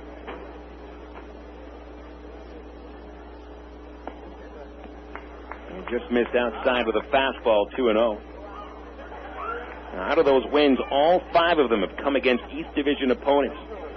In fact, Fisher has defeated the Wranglers 3 times. He's defeated Tulsa twice. That's 5 wins, 10 losses. 2-0 the count on Kroger. The pitch is lined towards left center field. James hustling to the gap, makes the run and grab for the out, and Timmons hustles back to second. Nice catch by James. Had to go to right center field for the double on Timmons. This time Kroger sends him to the left center gap. Kenny covering some ground. 1 gone, and Corey Myers up next. Well, if you've got a center fielder that can cover both power alleys here at Cohen Stadium, which has the largest power alleys in the Texas League, maybe Round Rock would give them a run for their money size-wise in the alleys. That center fielder has a lot of work to cover. Myers popped down to the 2nd and begins by taking Fisher's fastball for strike 1. Now we need to run down the rest of the scores on the Southwest Airlines scoreboard in the National League. Give you the games in progress right now. Pittsburgh getting a little revenge for yesterday's rough 8th inning in St. Louis, in which the Cardinals scored 10 runs. The Pirates did it here. Myers high fly to left, but this one pretty shallow. Weber coming in. Easy catch, 2 gone. And Jones up next.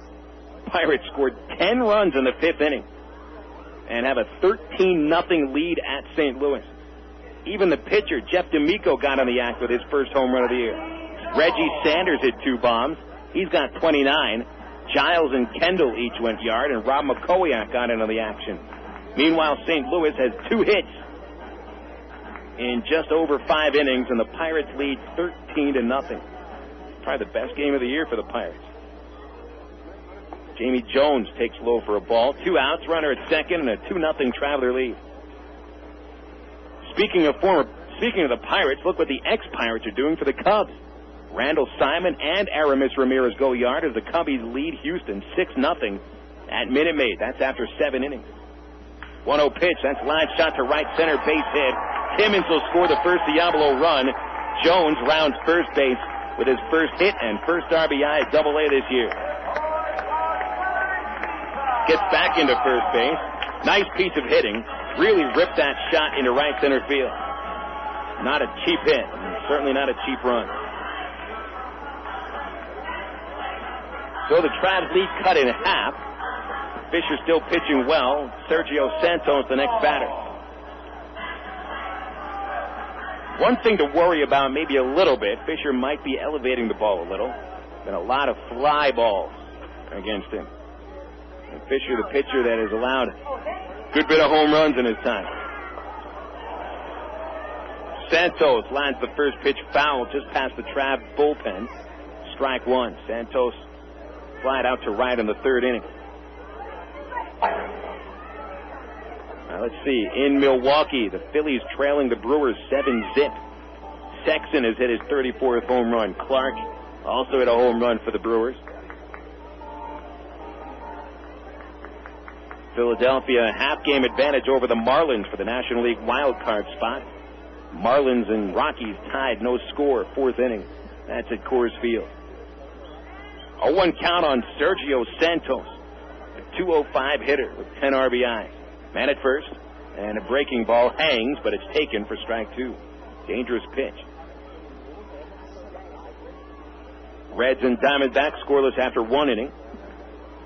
Ex-Midland Rockhound Aaron Harang has won his first 2 starts with the Reds since being traded. Randy Johnson makes the start for Arizona. 0-2, check swing in the dirt, the ball goes, no appeal. 1 ball, 2 strikes. On deck, Matt Sirianni. Later tonight in San Diego, the Mets and the Padres battle, last place teams against each other. Dodgers host the Expos.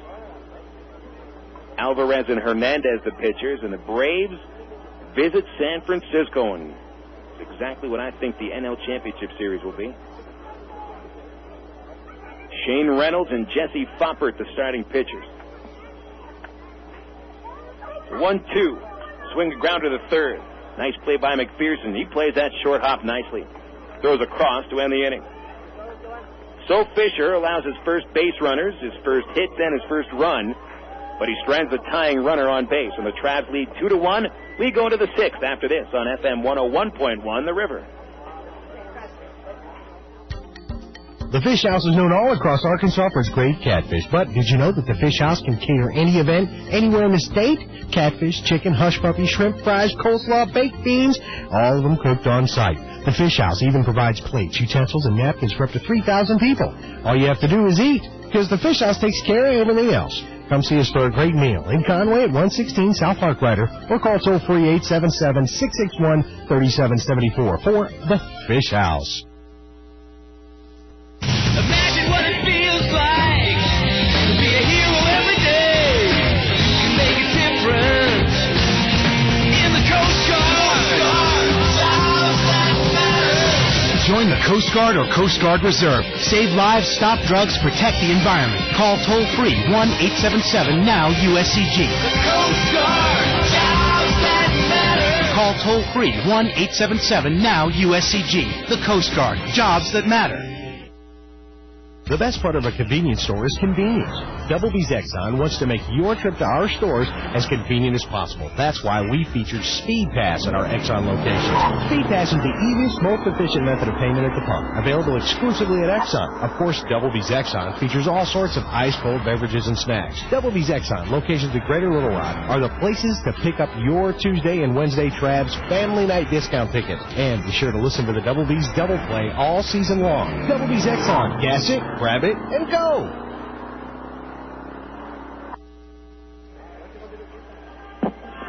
Well, the Travs and the El Paso Diablos trade a run in the 5th inning, and Travelers still have that lead. It's 2-1, top of the 6th.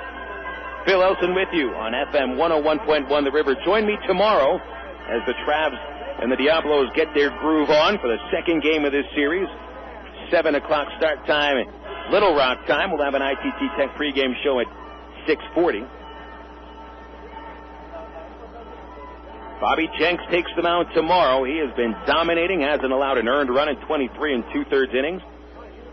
Jenks pitches against Matt Henry tomorrow, a right-hander with a 4-6 record, 4.86 ERA. The rest of the pitching matchups will give to you during this 6th inning as Jeff Mathis strides to the plate. Greg Aquino still on the mound. He's going to go further than he has the last few months. Last time Aquino pitched into the 6th inning was June the 2nd in a victory against the Wichita Wranglers. But he trails the Travs by a run. Mathis is 0 for 2. McPherson and O'Keefe will follow. And the first pitch slider, what Aquino's been using all game. Strike one, inside corner. It took him a couple innings to get it working, but now that slider is certainly sliding. Tough to pick up. It's breaking late. The 0-1 fastball right on Mathis' hands. He moved the bat inside, but he still got hit on the wrist. And Jeff gets first base. That leadoff man reaches for the 3rd time today, and you know what? Each of the last 2 times the Travs got the leadoff man on base in the 2nd and 5th innings, they brought him across the plate. Here's Dallas McPherson, who's been held in check. 0 for 2. Grounded out in the 1st, leaving a man at second base, and was called out on strikes leading off the 4th. Here's got Mathis at first, no outs. Dallas waves that bat back and forth and takes low and outside, ball 1. Now, McPherson is the beer batter at Cohen Stadium. You can hear the song in the background, maybe. Roll out the barrels, we'll have a barrel of fun. Well, McPherson is a strikeout victim quite often, 17 times, but I don't want to get him too riled up. He'll swing and miss at that breaking pitch, 1 ball, 1 strike. I have seen the beer batter work on the opposing team quite often, not necessarily this year, but at lower levels of baseball, where batters seem to get more frustrated and pay attention more to the surroundings than they would at this level or AAA and higher. 1-1 fastball below the hands of McPherson and inside. 2-1. Sometimes that beer batter gets a little offended that he is the beer batter and starts hitting too aggressively. You don't want to be the reason that there's more beer bought at the park, do you? 2-1 pitch, low and outside, 3-1. Aquino pitching very carefully to Dallas McPherson. Hasn't really given him anything to hit. And he put McPherson on base. You got 2 on and nobody out for Mike O'Keefe. Well, I think that Aquino's got to come with something to hit. Mathis running, called strike, no throw to second. Mathis in there with a steal of second base. Well, I'll tell you what, that was McPherson's pitch. Right at the letters. And I think he could have creamed that one. Sirianni, for some reason, didn't throw through to second base. Looked like the shortstop, Santos, was late getting in there. He might not have been expecting Mathis to run, so now the Travs can get back on top by 2 with a base hit. And even Dallas is grounding out on the right side. It will be a slightly productive out, though you'd like to see him bring this man in. Full count, Aquino at the stretch. Checks on Mathis twice. He delivers. Swing and a miss. Got him on the slider. Nice pitch. Second time McPherson has struck out, so you know what? Maybe the beer batter choosers know who to pick. Go ahead, folks. Go get your cheap beer out of the refrigerator. It's free for you. Mike O'Keefe to the plate. 1 out. Mathis at second. 2-1 Arkansas leads in the 6th. O'Keefe walked in the 2nd, came around to score, and struck out as part of the 3 strikeouts in a perfect 4th. Aquino's fastball. It's right at the knees for a strike, 0-1. O'Keefe late to react on that pitch, as he was earlier in the ball game. Mike still suffering from a slightly pulled back, that lower back area, giving him a lot of pain. Playing first base, sometimes troublesome. He can still swing it a little bit, but he will feel it when he swings. The 0-1 tails outside. 1 ball, 1 strike. Holston not even warming up anymore. Apparently, Greg Aquino is free to go as long as he can right now. Hasn't thrown all that many pitches recently. Had rocky problems in the first 2 innings, and he's really pitched very well ever since then. 1 unearned run came in the 5th. 1-1 pitch to O'Keefe. That's right down the middle, and Mike takes strike 2. Another very hittable pitch. Might not have been immediately right down the middle. May have been about an inch on the outside portion of the plate. Mike is able to stroke that pitch. You know, Aquino has only walked one batter. Hit another one. He seems to be a pitcher to be a little aggressive on, especially on the fastball. Mathis awaiting to leap away from second. The 1-2 to O'Keefe, high and tight. 2 balls, 2 strikes. Well, it is pitch black now. And all across the valley, bright lights popping up from Fort Bliss, El Paso, and Juarez, Mexico. A perfect pitch black night. No chance for rain. It has become very comfortable. 2-2 on O'Keefe. Let's get that dunk home. Breaking ball. Called. Strike 3. Oh, man, an unhittable pitch. Absolutely nothing O'Keefe could have done with that one. He can just head back into the dugout. A beautiful pitch. Strikeout number 6 for Greg Aquino. They've all come in the last 3 innings. Second time he's rung up O'Keefe. That time on the backdoor slider. 2 gone in the 6th inning. And Junior Zamora up to the plate now. Junior 1 for 2. Had the single in the 2nd inning that sent O'Keefe to third. And Junior struck out on a slider to end the 4th. Aquino's first pitch. A slider for strike 1, outside corner. Well, now he's got the Travs guessing and wondering what comes on what count. And this isn't the first time that Aquino has racked up this many strikeouts. He's struck out 10 batters in only 4 1/3 innings a couple starts ago on August the 9th. He now has 76 strikeouts on the season in about 93 innings. 0-1 pitch, check swing, a fastball outside, 1-1. The last 2 batters have let a very hittable fastball go right down the middle. McPherson on the 3-1 pitch and O'Keefe on a 1-1 pitch. Now, if you get that fastball right down Broadway, it's a good thing to go right after it. You won't get many pitches like that again. A 1-1 inside to Zamora. 2 balls and a strike. Travs 2, Diablos nothing. El Paso coming back from a long road trip. They just got in yesterday from Frisco, where the Rough Riders took 3 or 4 games, and the Rough Riders were slumping just as El Paso was. 2 balls and a strike to Zamora. The pitch swung on and missed. Again, that slider. He's got Aquino as the Travs going after the pitch he wants him to swing at. Letting the fastball go, attacking the breaking pitch, and missing. 2-2. Got to put the ball in play here. Aquino's gaining confidence by the 2nd. Zamora hovers over the plate from the right side. Aquino throws, fastball right inside on Zamora's knee. Didn't hit him, but came close. Full count. Nick Gourneau is on deck. He's reached base twice today. Boy, Aquino has gone from a tough spot with a man at second and no outs to that same man at second and 2 outs. And a 3-2 count. Zamora swings, ground ball towards the hole. It's short. Backhand play by Santos. Straightens up, throws across, and got it behind the first baseman. Mathis will score on the throwing error to second Zamora. Oh, boy, Santos had all the time he needed with Zamora. Not able to run all that fast down the first base line. He's had some leg problems recently. That'll be a throwing error. Another unearned run. 3-1 Arkansas. Boy, Greg Aquino, a hard luck pitcher right now. A 2-base throwing error on his shortstop, Santos. This Diablo team had 3 times committed 4 errors over the last 6 games, and they're already halfway there.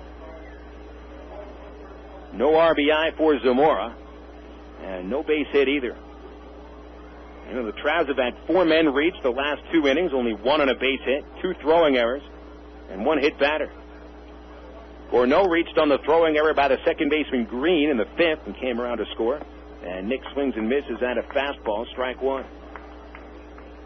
3 runs for the Travelers on only 4 base hits. And they've only had 1 hit ever since the 2nd inning. The game's getting a little bizarre. Nick, an RBI single off of Aquino's foot in the 2nd inning. And I mentioned he reached in the 5th on the throwing error. The 0-1, and that's hit out of play behind the plate. 0-2. Now perhaps Gourneau's line drive in the 2nd right off of Aquino's heel knocks a little bit more aggressiveness into him, because he's very aggressive. I mean, he's going up there with a plan. I'm impressed watching him pitch. He had some fielders. He might actually have a tie game. In fact, he would have a tie game. 0-2 count. Slider away to Gourneau. 1-2.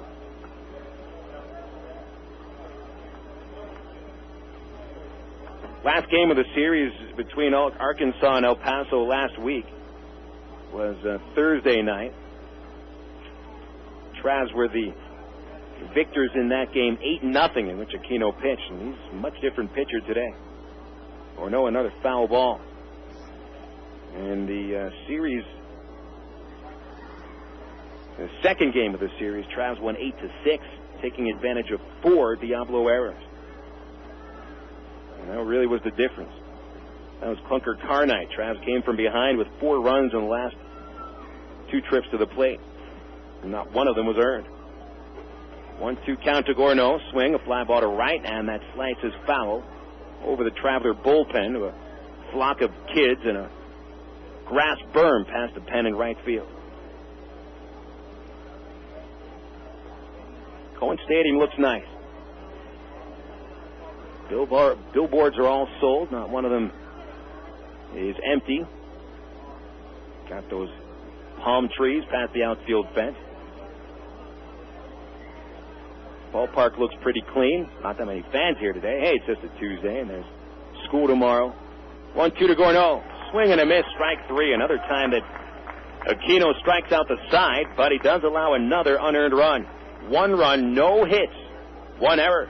And a man left at second. 3-1 the score. Travs leading. Bottom of the 6th. Coming up after this on the River. Hollywood Sports and Memorabilia specializes in autographed collectibles from the worlds of baseball, football, basketball, movies, and music. Memorabilia signed by the likes of Joe Montana, Mickey Mantle, Ted Williams, John Wayne, Marilyn Monroe, Elvis, Britney Spears, and the Beatles. And remember, everything sold at Hollywood Sports and Memorabilia is 100% authentic or guaranteed. It's all at Hollywood Sports and Memorabilia at the intersection of Rainwood Drive and Green Mountain. Give them a call at 219-0003 for Hollywood Sports and Memorabilia. Sundays are sin tonight and repent tomorrow at Banana Joe's Island Party, Little Rock's newest nightclub located downtown in the River Market. Sunday Sin Night features $2 domestic beers, contests featuring color TV giveaways, and a free buffet from 9 until 11 p.m. when you sign up for a Sin card. Plus other specials on Monday, Tuesday, and Wednesday nights. Banana Joe's any night of the week at 300 President Clinton Avenue in the River Market.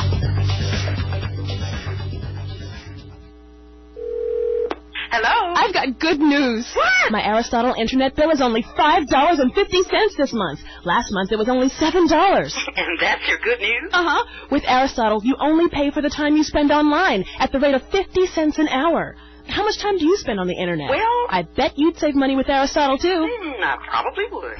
Okay, bye. Oh, yeah, also, I'm getting married. Good news should be shared with good friends. Sign up for Aristotle Internet at www.aristotle.net. The Radio Shack Glossary of Electronics. Today's term, the parrot, or the retail warehouse employee who has no idea what you're asking for, so he just repeats what you say. Hi, I need a USB hub. Yes. For wireless networking. Wireless. Hello? Hello? But at Radio Shack, we don't employ parrots. And our trained experts can give you easy answers to all your electronic accessory needs. So for parrots, go to the pet store. For electronics experts and accessories, go to Radio Shack. You've got questions, we've got answers. Welcome back to Cohen Stadium. 3-1 Travelers leading. Diablo catcher Matt Sariani leads off in the 6th with a fly ball to center. Kenny James right there. 1 pitch, 1 out. And Andy Green up next. I'm Phil Elson. Thanks for tuning in today. Traveler baseball rolling along here. Very well-pitched game. Travs doing the fielding. The Diablos, however, have committed 2 errors. And that has made the difference in the game. 2 unearned runs scored by Arkansas. And it's a 2-run lead, 3-1. Andy Green to the plate at the top of the Diablo order. He's 0 for 2. Right-handed bat. And a breaking ball from Fisher at the knees for a strike. Victor Hall is up next. Tulsa has taken a lead on a George Piedra home run in the 5th. Drillers 6. Express 4 in the 8th inning at Driller Stadium. Of course, the Travs and Drillers tied atop the East Division. Slider to Green outside, 1-1. Now, while the Travs are on the road to end the season, the Drillers play 8 of their final 12 games at home. And they've actually been a team that plays much better on the road, so that's in Arkansas's favor, too. Deep fly ball to left, hit by Andy Green. This one back to the fence. Jake Weber makes the catch. No, he didn't bring it down. He dropped it at the wall. Green will get a double out of this as the ball comes to the infield. Boy, Jake Weber got to the ball at the left field corner. Looked like he brought it in. He tried to backhand that ball right at the corner. Literally 1 foot inside the corner. Jake could not bring it in. High fly that turns into a double. League leading 38th two-bagger of the year for Green. And that'll bring the tying run to the plate from Hall. Hall is 0 for 2.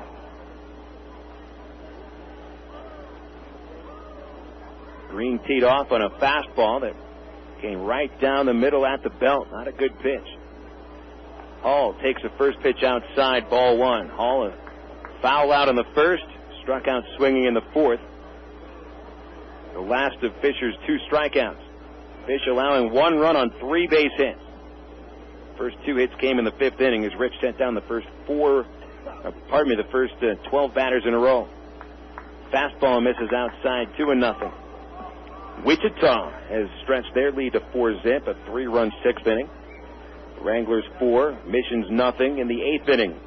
Zach Greinke has held San Antonio scoreless. The 2-0. Hall pops it up.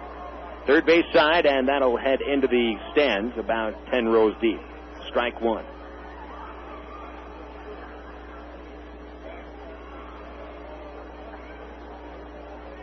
El Paso wasn't making very solid contact the first 4 innings.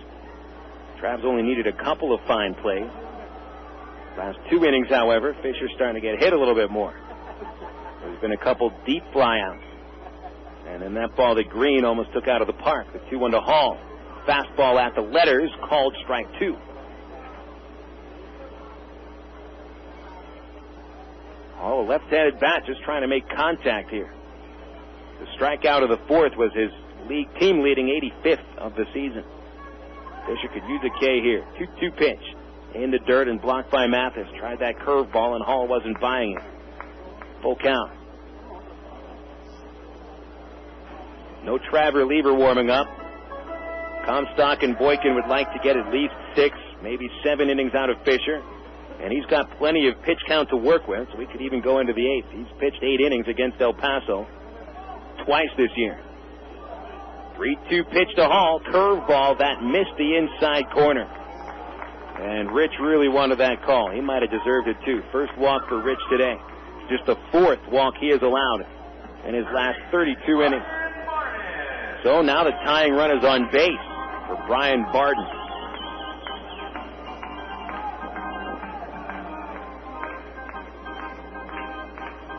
Barden hitless his last 14 at-bats against Traveler pitching. He was 0 for 12 in the series last week. And today against Fisher, he's been called out on strikes and grounded out to short. Men at first and second, and the infielder looked to turn 2 on Barden. He wasn't running very well. First pitch fouled back into the screen as Fisher came with a fastball. 0-1. Travs had a 1-0 lead after the 2nd inning on Nick Gourneau's RBI single.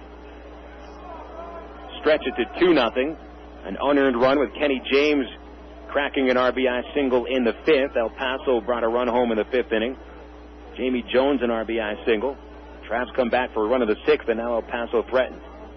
Fisher steps off the rubber and will readjust his pant legs.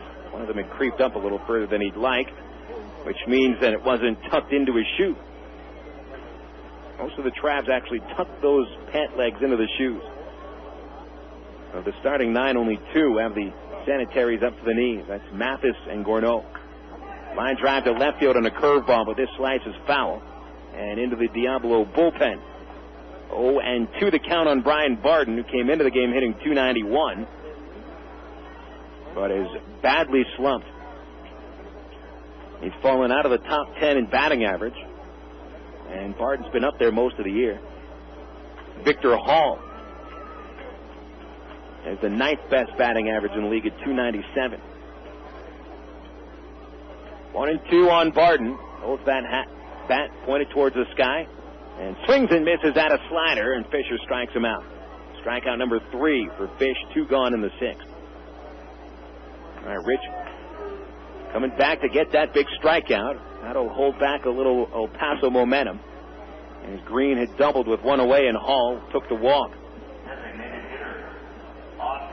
Arkansas 3, El Paso 1. Bottom of the 6th. Trav's lead is 2 runs, largest it's been today. Ozzie Timmons will look to undo that. He collected the first base hit for El Paso, leading off the 5th inning with a double to right center. He's 1 for 2 today. 6 for 18 against the Travelers with 4 doubles. So if he gets on base, chances are it's going to be an extra base hit. This pitch inside, 1-0. Now, if a ball ends up getting to the gap, watch out, because the runners are going to take off as soon as the ball is hit. And Victor Hall, the runner at first base, has very good speed. Travs are not holding the base runners on. 1-0. Breaking pitch low. 2 balls, no strikes on Timmons. So Fisher tried that big hook. Couldn't get Timmons to chase it. Dangerous situation here. A 2-0 count. Fisher's fastball has not been overpowering. 2-0. There's a slider, and it's over for a strike outside corner. So Fisher crosses Timmons up. And I don't know if he's got the full confidence in the fastball. He's thrown a lot of breaking pitches today. Curveballs and sliders and the occasional straight change.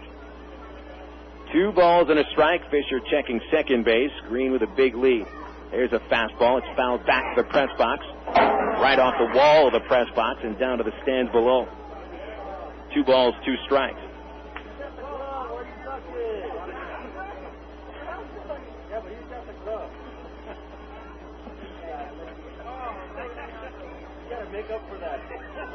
Fisher gets a new ball from Jeff Mathis. His catcher walked out there for a quick sec, shouted some instructions.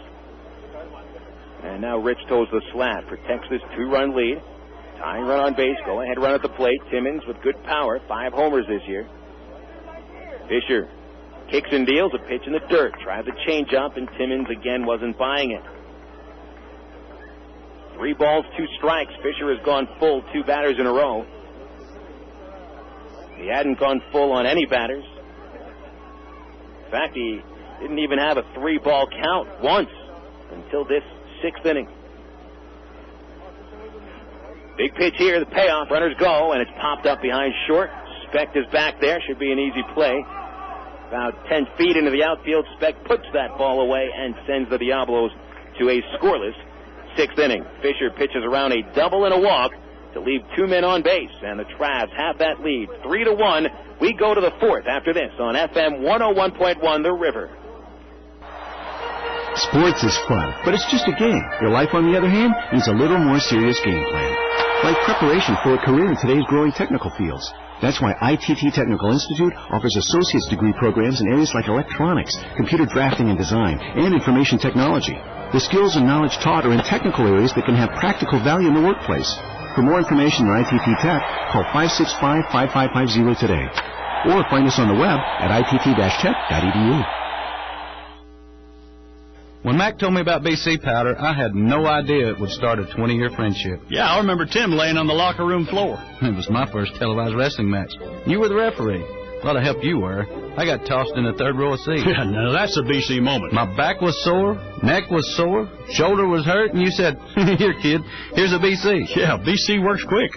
It'll get you back on your feet to do it all over again. BC is the best-kept secret in wrestling. Not anymore. BC Powder. Share the relief. Use as directed. It's toaster time anytime this month at Sonic, because Sonic offers their full menu all day. Choose from our chicken club toaster sandwich, our bacon cheddar burger toaster, or our 3 breakfast toaster sandwiches, made with egg, cheese, and your choice of sausage, bacon, or ham. All on thick, delicious Texas toast and made after you order it. So now when you drive into Sonic, you can get a toaster sandwich for breakfast, lunch, or dinner. Whatever you want, whenever you want. Only at Sonic.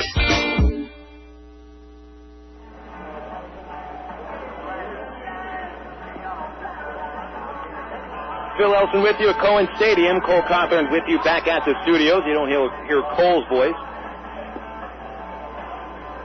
But you can be sure he's playing his job every time you hear those commercials.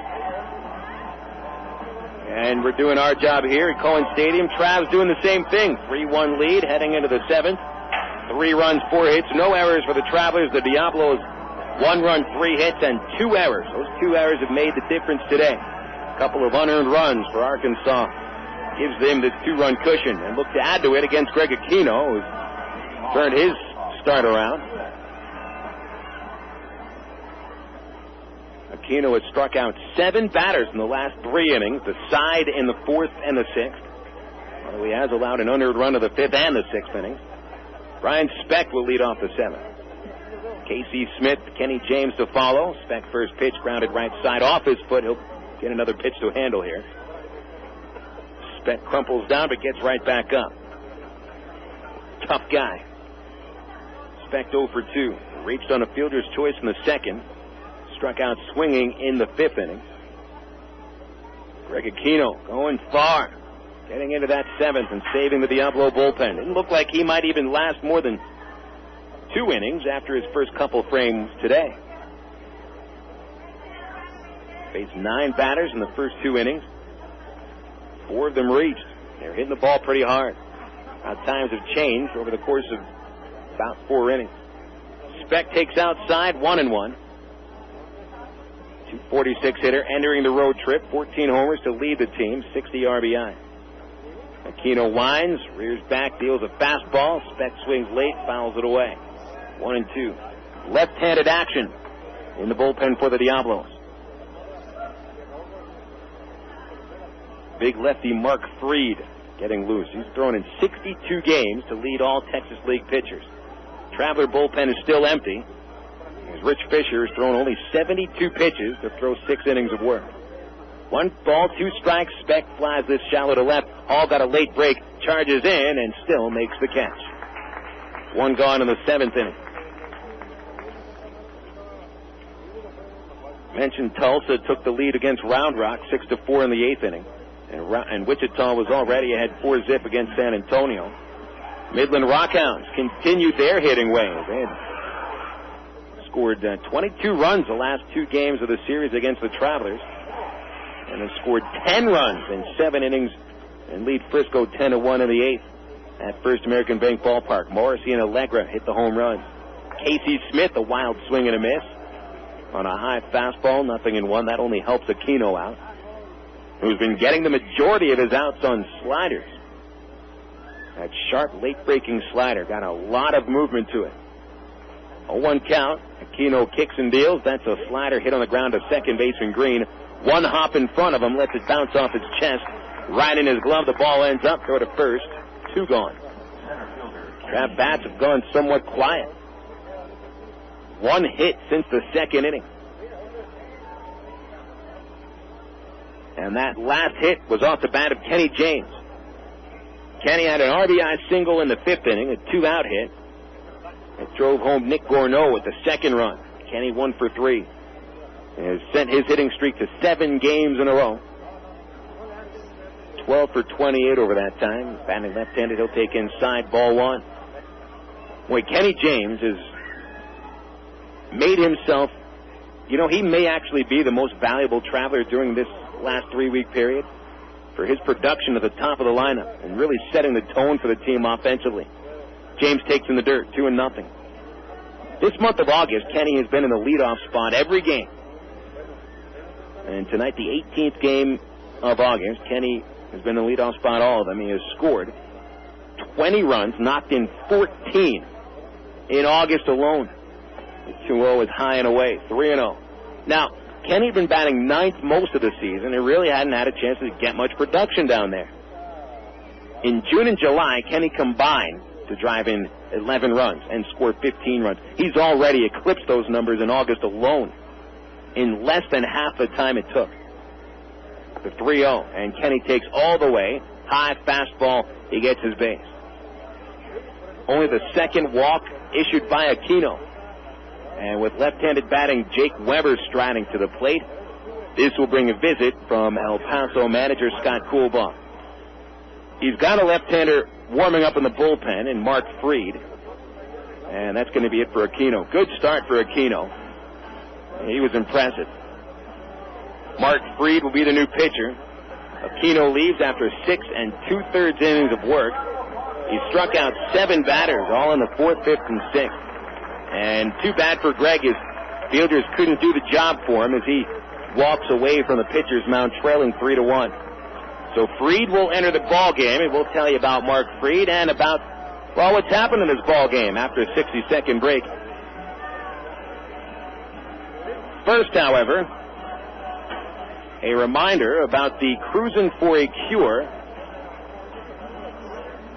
Hot Rod Charity Show. Give you an idea where that is in just a sec. You can join the battle to find a cure for prostate cancer at the 2nd annual Cruisin' for a Cure Hot Rod Charity Show. It's at the North River Landing on September 13th from 10 a.m. to 5 p.m.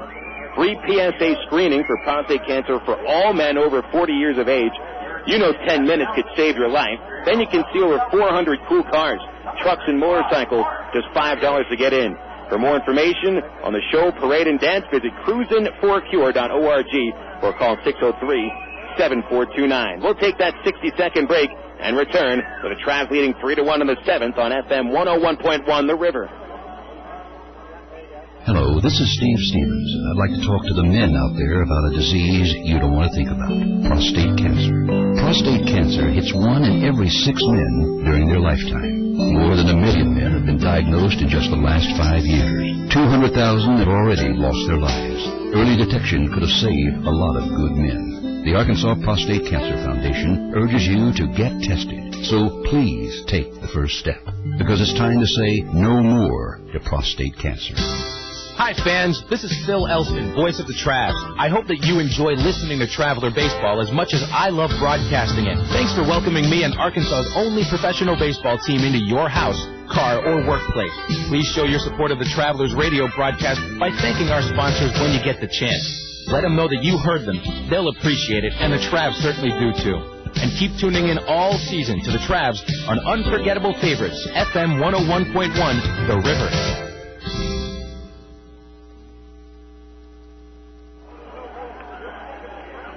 It's Mark Fried who joins the ball game out of the pen in the 7th.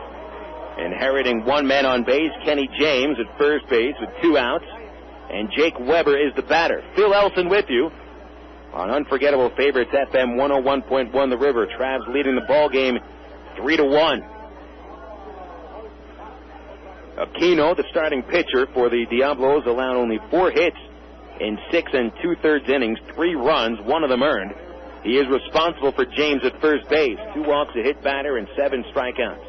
Aquino can only be the loser. Fried, a lefty, at the stretch, and the first pitch looped over shortstop, base hit left center. James will hold at second base, and Weber has collected the Travs' 5th base hit. That'll stretch a hitting streak to 6th consecutive for Weber, and all right, already the Travs got a base hit off a new pitcher. They're having trouble with Aquino's breaking stuff. Fried might be a little bit easier to read.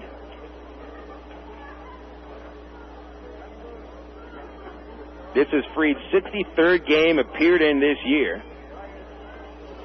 No other Texas League pitcher has appeared in more than 57 games.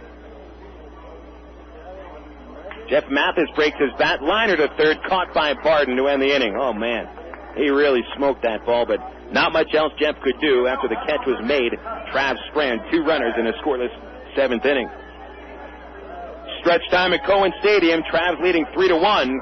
And we'll be back after this with more Arkansas Traveler Baseball. Meet Bob, the carpenter. He's smart, he's a pro, and he wants the best for his family. What does he do? Join the union. Bob knows that a union carpenter maximizes his earning power, gets family insurance, and a pension plan he can count on. Plus, a union carpenter has access to union training, learning new skills, and advancing his career.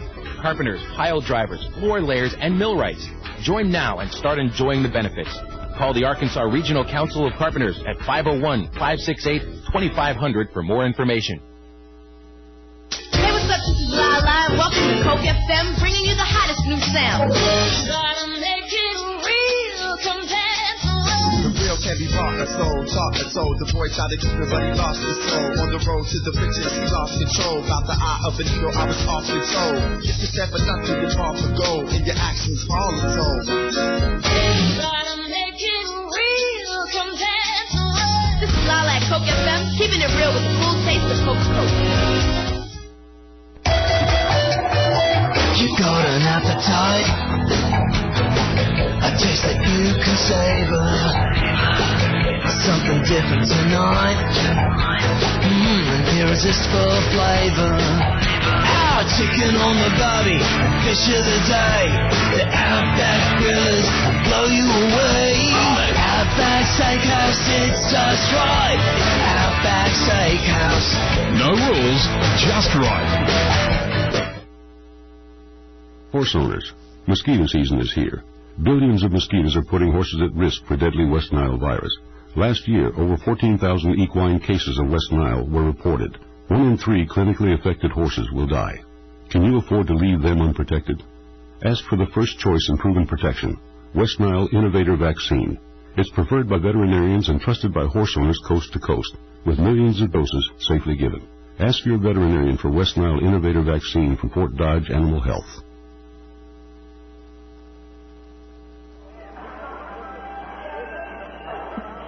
Rich Fisher is back on the mound. He's ready to pitch the bottom of the 7th inning to the El Paso Diablos. And Rich working with a 3-1 lead. Leading off Josh Kroger, the center fielder for the Diablos, is 0 for 2. And he'll take a pitch low and away, ball 1. Phil Elson with you on FM 101 The River. Travs 3 runs, 5 hits, no errors. Diablos 1-3-1. Hot shot by Kroger to second. Backhand play by Smith on the second bounce. Zamora covers it first and the throw right there for out number 1. So Kroger 0 for 3. Corey Myers up next. He's 0 for 2. Fisher had pitched 4 perfect innings to start the game. That's 12 men up, 12 men down. And he's had to work through the last couple of innings. Allowed a double to start the 5th. Jamie Jones brought in the run with a 2-out single. And Fisher allowed 2 base runners in the 6th inning, but kept it scoreless 6th. Myers, right-handed batter, jammed on a fastball, fouls it back, strike 1. Rich pitching into the 7th inning again. Starting to eat those innings up.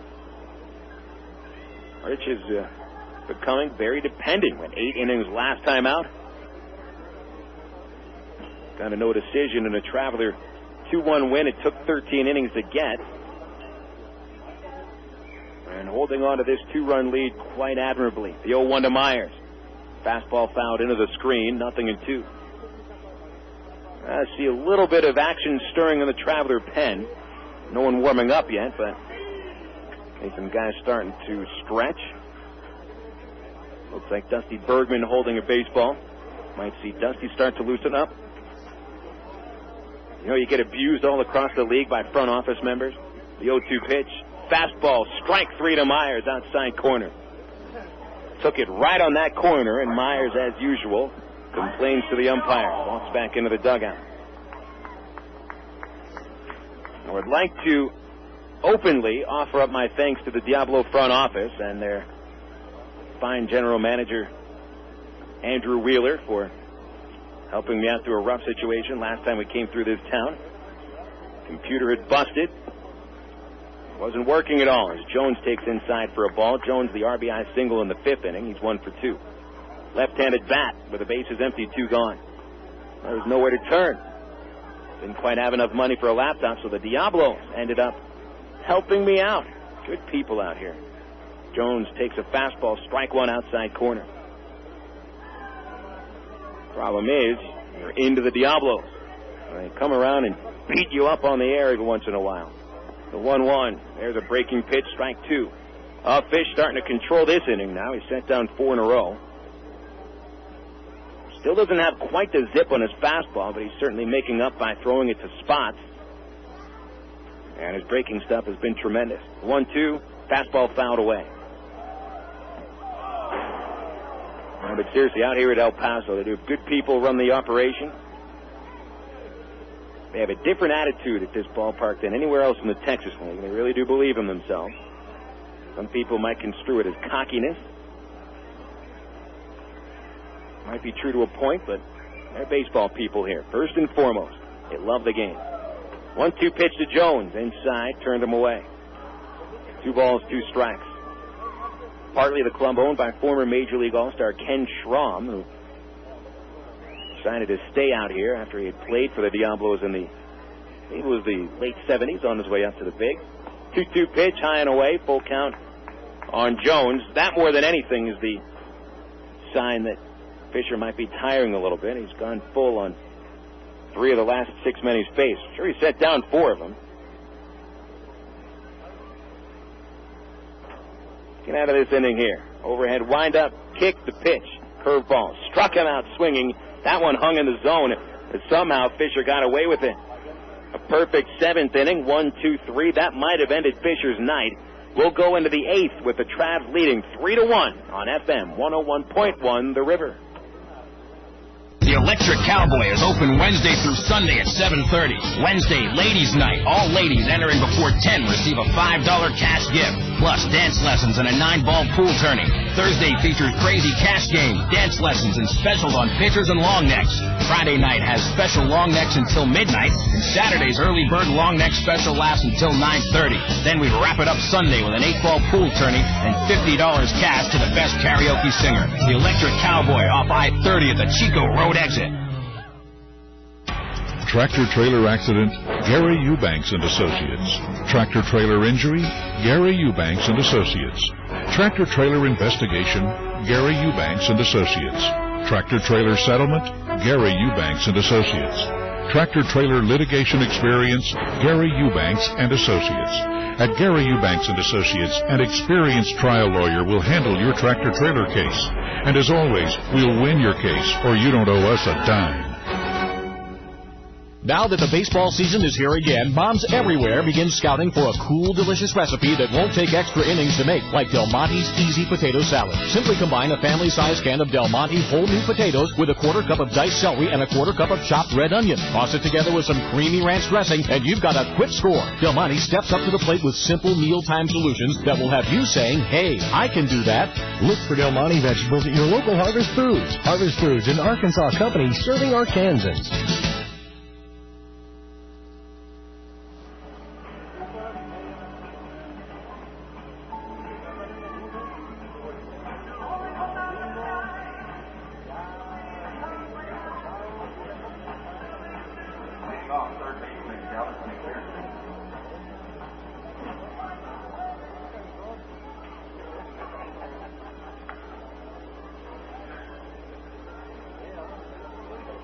Dallas McPherson, foul ball on the first pitch of the 8th inning as we're underway.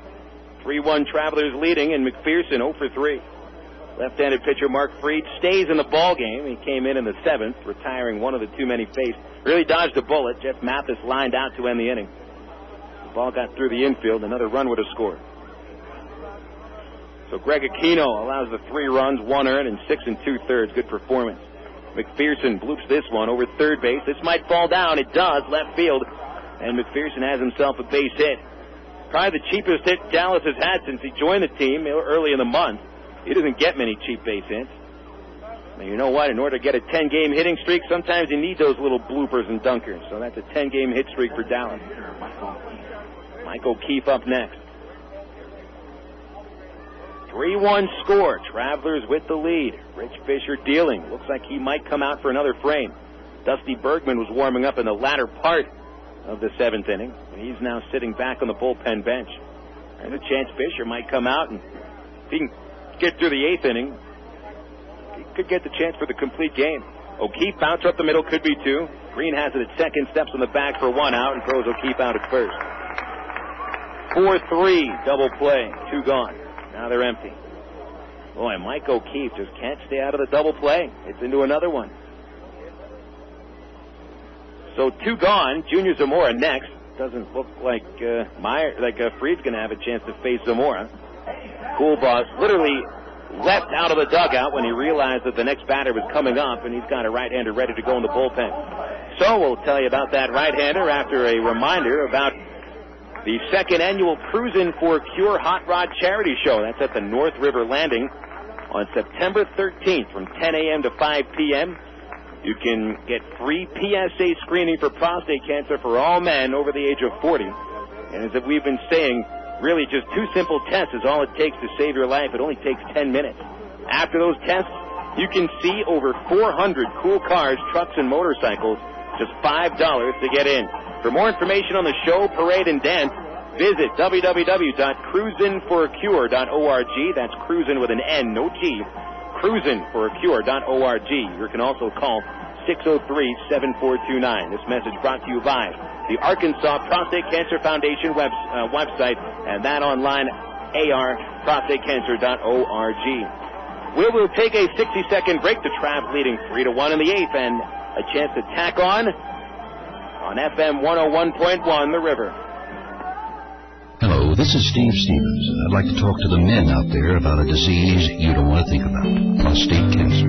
Prostate cancer hits 1 in every 6 men during their lifetime. More than 1 million men have been diagnosed in just the last 5 years. 200,000 have already lost their lives. Early detection could have saved a lot of good men. The Arkansas Prostate Cancer Foundation urges you to get tested. So please take the first step, because it's time to say no more to prostate cancer.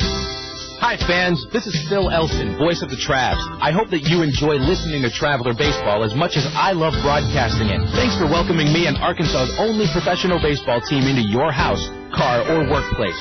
Please show your support of the Travelers radio broadcast by thanking our sponsors when you get the chance. Let them know that you heard them. They'll appreciate it, and the Travs certainly do too. And keep tuning in all season to the Travs on Unforgettable Favorites, FM 101.1, The River.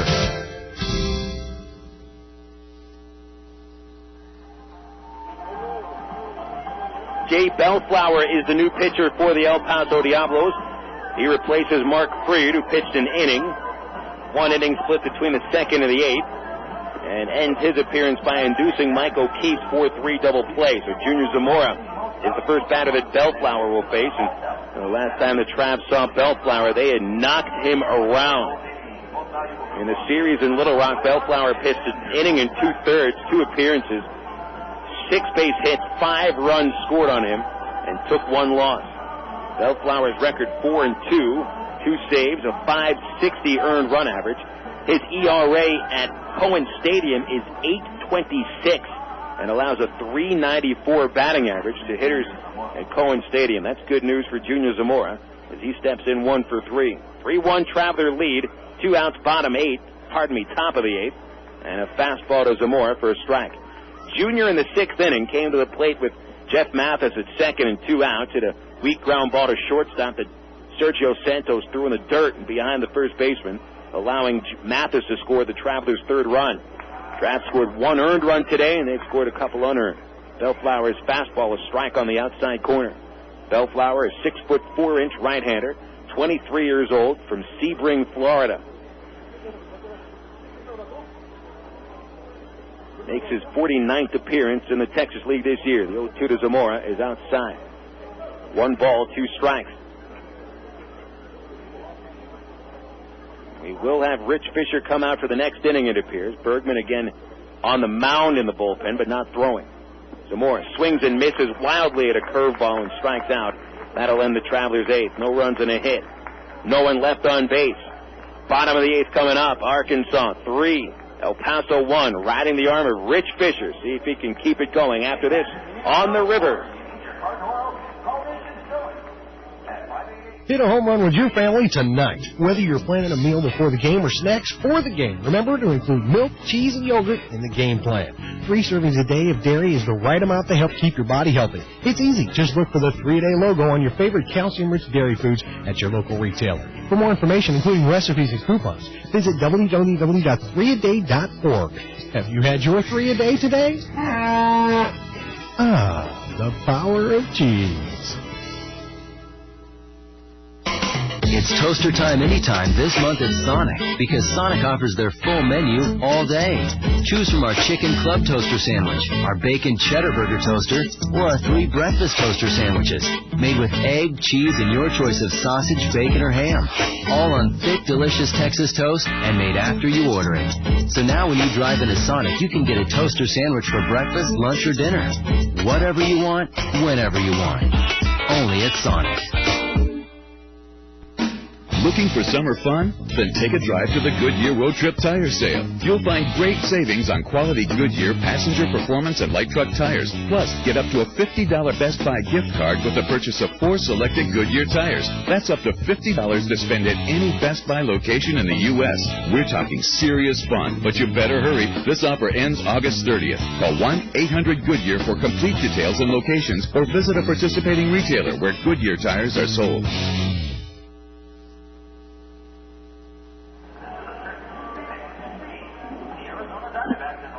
Bottom 8, Cohen Stadium, site of tonight's Travelers baseball game. There's Arkansas trying to stay atop the East Division, at least in a tie with the Tulsa Drillers. We got news from Wichita. The Wranglers were winners against San Antonio, 4-2. Tulsa's lead is in the 9th inning now, 6-4 against Round Rock. Travelers leading 3-1. In the bottom of the 8th, Sergio Santos leads off. Rich Fisher's first pitch, high for a ball. You know, probably one of the best things Fisher has done today is against the leadoff batter. Only 1 is reached against him. Came in the 5th inning when Timmons doubled to the right center gap. First man to reach for Diablos today. Foul ball by Santos, 1-1. And no doubt at all that it would be the only man to reach the leadoff an inning that would score on Fisher in the 5th. He's left only 3 men on base. I haven't had that many base runners. 3 hits and 1 walk. A high fastball, 2-1 on Santos. On deck, Matt Sirianni, then Andy Green at the top of the order. Fisher's been conservative with his pitch count today. There's a curveball. That's hammered in the air deep to left, sending Jake Weber back to the warning track, but room to make the catch. Out number 1. You know what? The ball just not carrying today at all. Cohen Stadium is the kind of park that can get a strong wind whipping through it. In fact, El Paso has some of the strongest winds in the Texas Link, but the flag in center field is limp. Not moving one bit. And the thick summer air kind of killing the ball. Sirianni takes inside ball 1. He's 0 for 2. Matt Sirianni has caught a fine game. But has flied out twice. Right-handed bat, 1 for 14 with El Paso. He'll take a strike on a slider. Sirianni started the year playing in Italy. Comes from Italian background. He was probably playing against ex-Traveler Jason Camilli, who also was playing in the Italian Pro League. Sirianni with Parma. Foul ball over the screen right to the press box. 1 ball, 2 strikes on Sirianni. Travs leading 3-1. Bases empty, bottom 8. And now Bergman throwing in the pen once again. Fisher puts those hands over the head, rears back and deals a fastball. It's low. 2-2. Sirianni's got some interesting stories behind him. He's a guy that once actually cut my hair. Yes, he cut my hair. 2-2 pitch. Fastball. That's a bloop shot towards right field. Falls in front of Gourneau. Sirianni has himself a bloop single.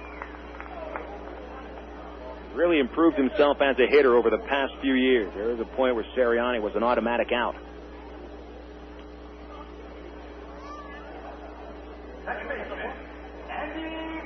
Andy Green, the next batter. Sirianni, for instance, is the California League record holder for catchers by being involved in 5 double plays in one game. A catcher involved in 5 double plays. That was something to see. Hopefully I have some time to tell you some of those stories during this series. The first pitch from Fisher gets behind Jeff Mathis. On to second will go Sirianni. Looked like a little bit of miscommunication between Fisher and Mathis. That'll probably be a wild pitch, but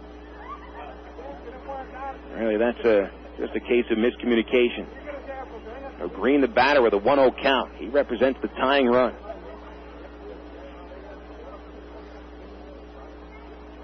Trav's lead has only been in jeopardy a couple times today.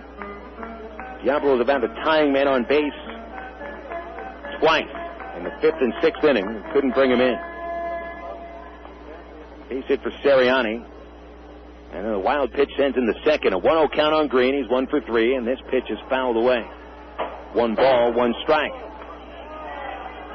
Victor Hall on deck. And I could see that if Green gets on base, and with a left-handed batter coming to the plate, there's a chance Bergman might come in from the pen. Well, one thing that Tyrone Boykin gives caution on when he's using Dusty Bergman, not necessarily the kind of left-hander that has an advantage over other lefties. Green, a high fly ball right to left fielder Jake Weber. He's underneath it, reaches up, puts it away. That is the second out of the 8th inning. And a lot of high flyouts. I mean mile-high flyouts that get over the light poles. Or above the light poles. If they were over the light poles, they'd be home runs. And the longest home runs I've ever seen. Now here comes Hall. And Boykin is going to leave Fisher in.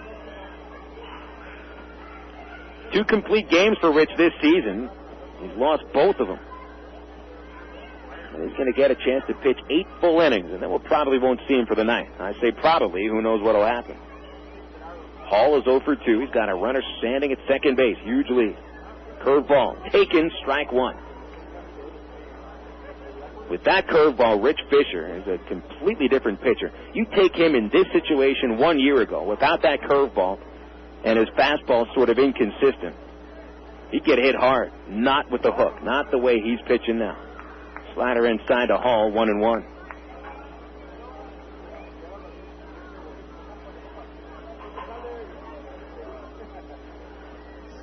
Rich very serious and businesslike on the mound. Gets his sign, hands together. Mathis puts the target on the outside corner. The pitch is hit in the air to center field. Hit well. James back on it. He's got plenty of room to make the catch. And the inning is over. That ball was smoked, but right to Kenny. And Fisher has pitched 8 effective innings. He leaves a man on base in the 8th. And it's a 3-1 Arkansas lead. We go to the 9th after this on FM 101.1 The River. Fans, if you haven't been to an Arkansas Travelers game lately, you don't know what you're missing. Shed Spray Country Crock invites you and your family to get out and see the Travs. You can bring the whole family for Country Crock Family Thursday.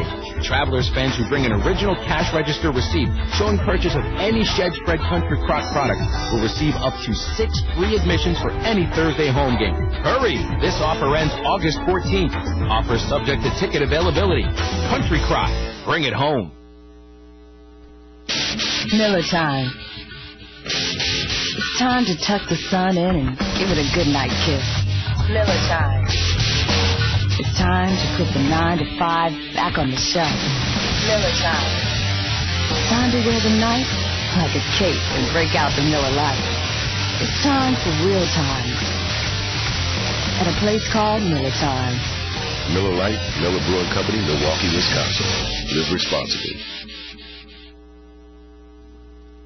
Hello, Dental Group. Ms. Cole?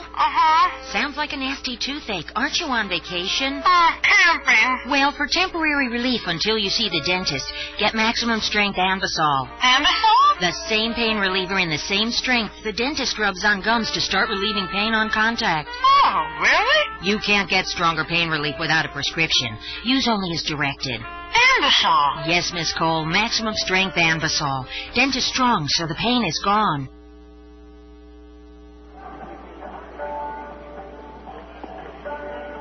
Eight innings in the books at Cohen Stadium in El Paso, and the Travelers with a lead 3-1. Phil Elson with you on the river. Travs looking to break that short losing streak at 2 straight. You know the Travs hadn't lost 2 in a row all month until dropping Saturday's Game 2 and Sunday's series finale against Midland. And I'll tell you what, if the Travelers' pitching staff hadn't been so back up against the wall, you'd have had a couple different outcomes. I remember the Travs had that lead in the second game of the doubleheader against Midland, 2-run lead in the last inning. Steve Andrade had been warming up and he hurt himself. And Steve just hurt himself again. You could see him limping around in the bullpen. Steve was warming up and that knee flaring up once again. He just can't get any breaks with that knee. It's Steve's left knee. He was limping a little bit around the airport earlier today. And if he doesn't get hurt, then the Travs probably hold on to that lead in the second game of the doubleheader.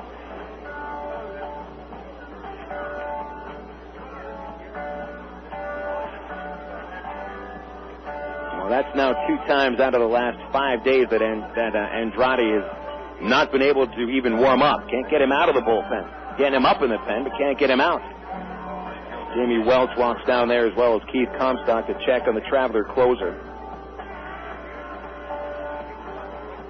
That's a terrible thing to have to go through. Andrade has been there when the team has needed him ever since his promotion in June or in May. He's been there suffering through knee pain all season. He's been putting up with it. And he might not even be available for this last road trip. Nick Gorneau leads off the 9th, takes a high fastball from Jay Bellflower, who replaced Mark Freed in the 8th inning and struck out Zamora for the final out. Gorneau, Specht, and Smith here in the 9th. Outside to Gorneau, Nick is 1 for 3. He's scored a run. He's knocked one in. He's also struck out. 3-1 Travelers advantage. Now instead of Andrade warming up, it is left-hander Dusty Bergman getting loose. And Andrade slowly limping out to the clubhouse along with Welch. And they will head into the clubhouse and check out that knee. Outside to Gorneau, 3-0. Well, Travs win this game and lose their closer. It's a costly win. Who else can close for the Travelers? 3-0 pitch outside Gorneau, a 4-pitch walk to take him to first base.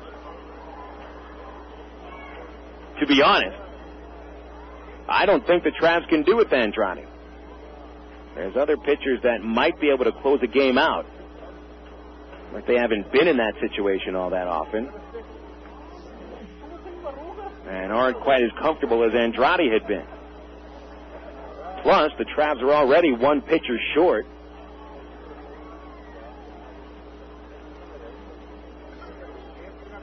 I'd like to get another pitcher from the Angels somehow. Here's the problem. Every single team in the Angels minor league system is involved in a pennant race or they're going to the playoffs.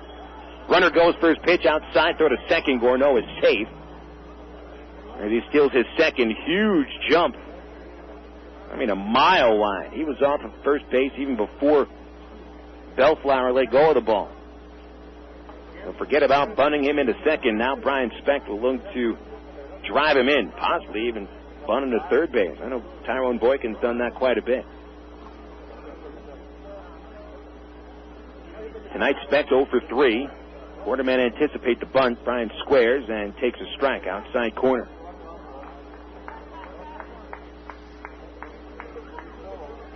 While the rest of as I mentioned, the Angels system either in first place or chasing first place, or they're in the playoffs. Salt Lake Stingers, a half game in first place. The Quakes already clinched a playoff spot in the California League. Cedar Rapids Colonels, they're in 4th place, but you're not going to bring another pitcher up from that low in the minors. Specht bunts this ball foul, 1-2. The Pioneer League rookie team, Provo Angels, are in first place. They won the first half in the Pioneer League. Now they're 17-5 in the second half. And the point is, there's just really not much pitching that is available in the Angels system. And this time of year, there's not many available free agents to bring in. Travs might just have to do with what they have. Hey, I'll pitch. 1-2 to Specht outside, 2-2. Yeah, right, I'll pitch.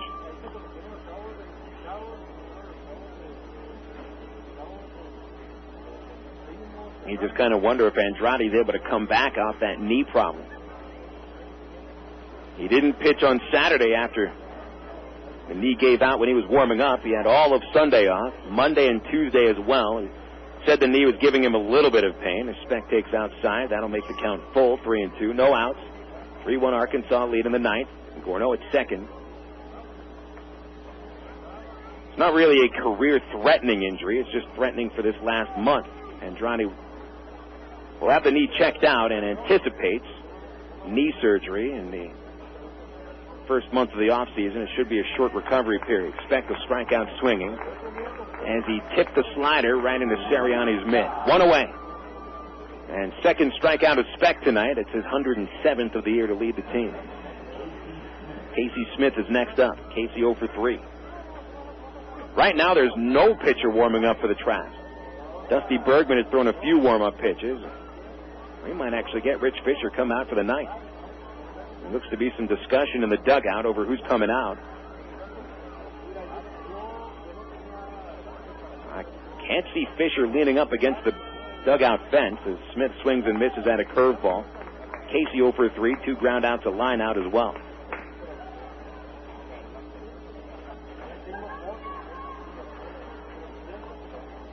Fisher looks like he's got the stuff to pitch a ninth inning. Why not?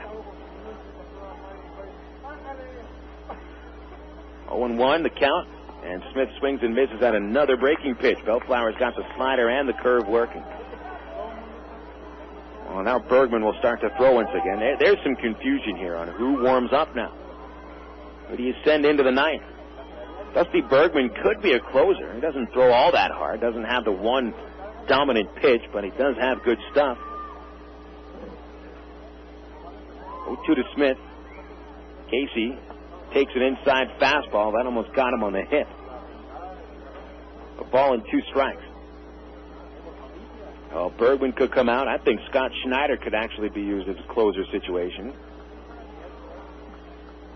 But other than that,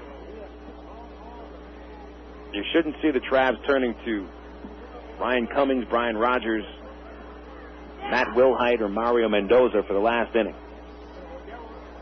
The 1-2 to Smith. That swung on, grounded right side, through a base hit. Here's Gorno rounding third base. Jones throwing from right field, and Gorno puts on the brakes.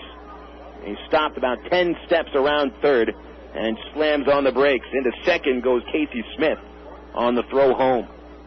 Good idea. Gorno had just barely beaten a throw in the 5th inning on a late throw by Jones from right field, and this time decided to hold on. Now Smith into second on the throw to the plate. Now men at second and third base for Kenny James. Now the pressure put on the Diablo defense. They're going to bring the infield up. James will be intentionally walked in order to set up a double play somewhere. Well, Bellflower will throw that one pitch outside, 1-0. Well, let's check on those scores in the Texas League while we're having our intentional walk delivered. The final in Wichita, the Wranglers beat San Antonio 4-2. Zach Greinke, the winning pitcher. Vasquez saved it, his 18th. Cha-Sung Beck took the loss. He drops to 2-3. The Missions lose that ball game. Tulsa still leading 6-4 in the ninth against the Round Rock Express. A win by the Travelers and a win by the Drillers means that it's still a first place tie. Jake Weber will be the batter, and he's going to face a new pitcher. As the intentional walk was delivered, and there's a left-hander getting ready in the bullpen. So Scott Coolbaugh is playing the percentages. Will bring in his second lefty of the game. And that lefty is Eric LeClaire. We'll take another 60-second break, folks. A reminder again that you can join the battle to find a cure for prostate cancer on September 13th at the second annual Cruisin' for a Cure Hot Rod Charity Show. It's at the North River Landing from 10 a.m. to 5 p.m. Again, that is September 13th.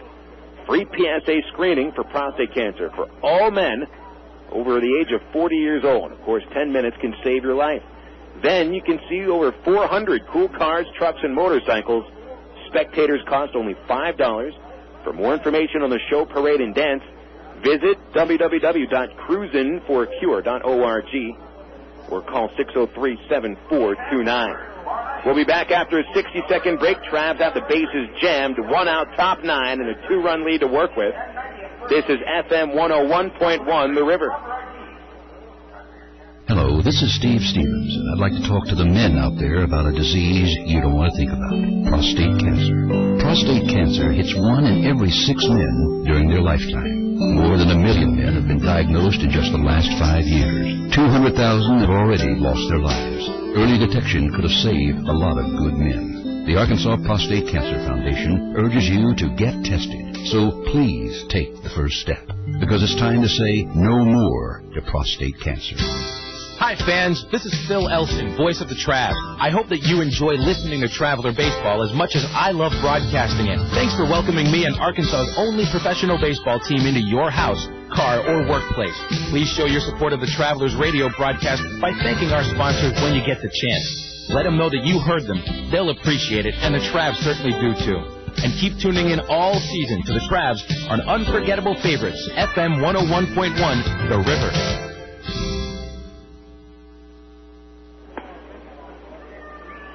Eric LeClaire is the new pitcher for the El Paso Diablos, and he replaces Jay Bellflower, who loaded the bases with 1 out on a single and 2 walks, 1 intentional.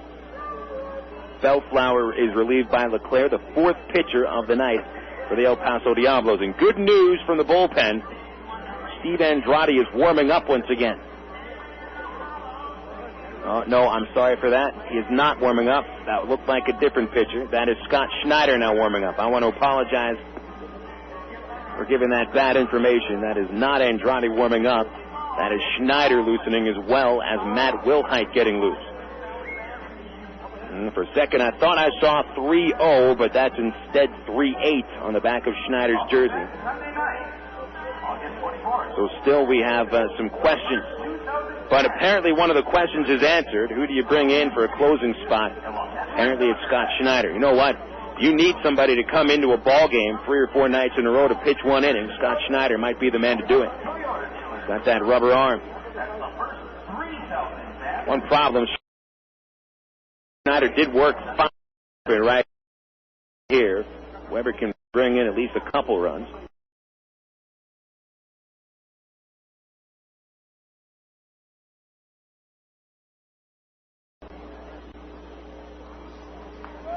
LeClaire pitching from the stretch, a left-hander himself.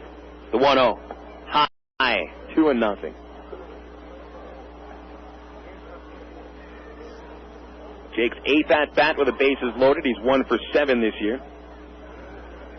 Travs have hit a couple grand slams. Ryan Buddy and Mike O'Keefe.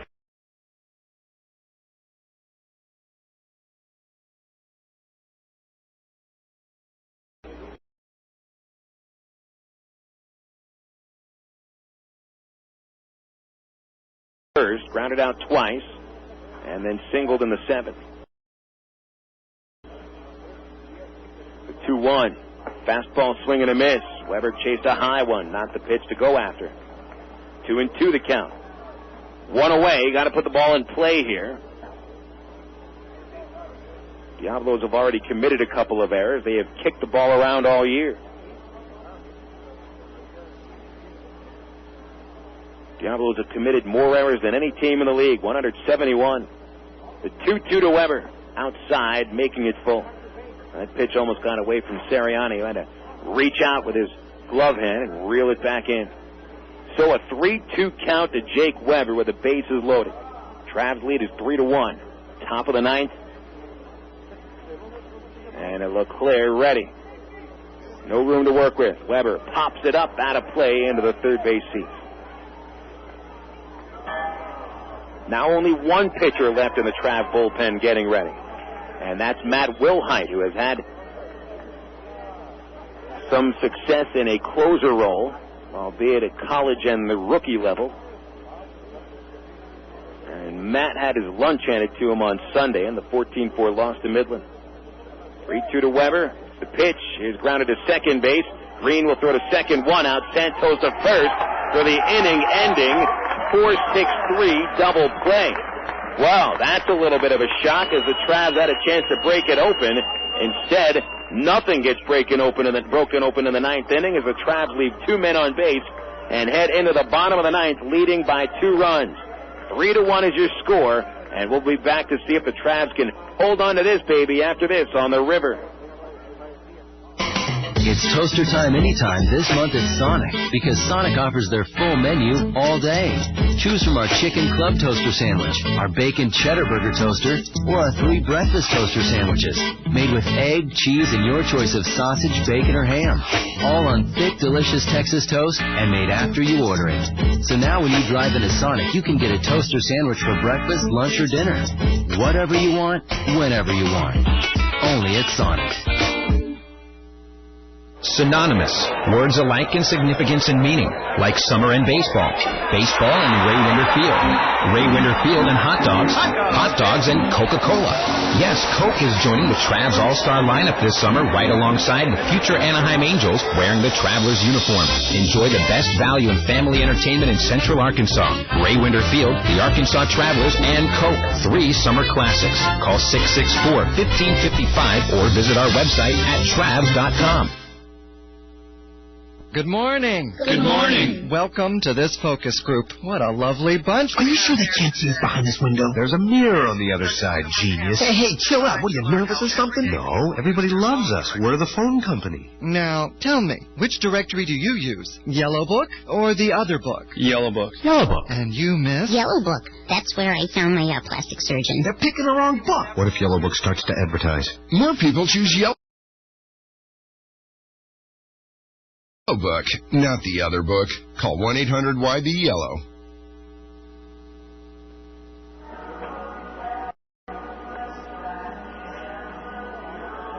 Dusty Bergman has all of 4 saves in his professional career, and he's shooting for his 5th tonight.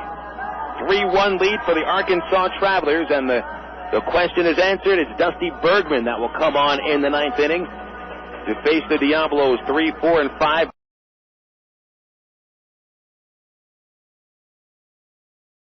Batters is Rich. Now in his last 34 and 2/3 innings, Fisher allowing only 8 runs. What a turnaround for Rich Fisher.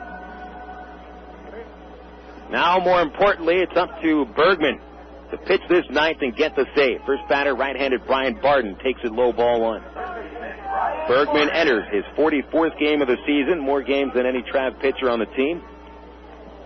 His 34th from the bullpen. 6 wins, 3 losses, a 3.59 ERA. And boy, his role has changed since the last game he's pitched. There's a fastball at the knees of Barden, 1-1. Barden 0 for 3 today. Hitless in his last 15 against the Travelers. Only 4 hits for El Paso against Fisher. And Barden backs off the plate on Bergman's fastball. Dusty last pitched in the doubleheader Saturday. Took the start in game 2. 5 in the 3rd innings, allowed 3 runs. Was in line for the win, but the Travs couldn't hold it. Bergman couldn't hold the lead either. Foul back by Barden, 2-2. Now instead of a starting role in where he's asked to stretch his pitches out and not try to throw so hard, now he comes into a closing spot where he's asked to go 1 inning. Hey, let it all out. 2-2 the count on Barden, who is struggling. The pitch is hit back up the box into center field. A base hit for Brian Barden. Not exactly the way you want to start this inning. Not to a batter who was 3 for his last 32. Bad karma.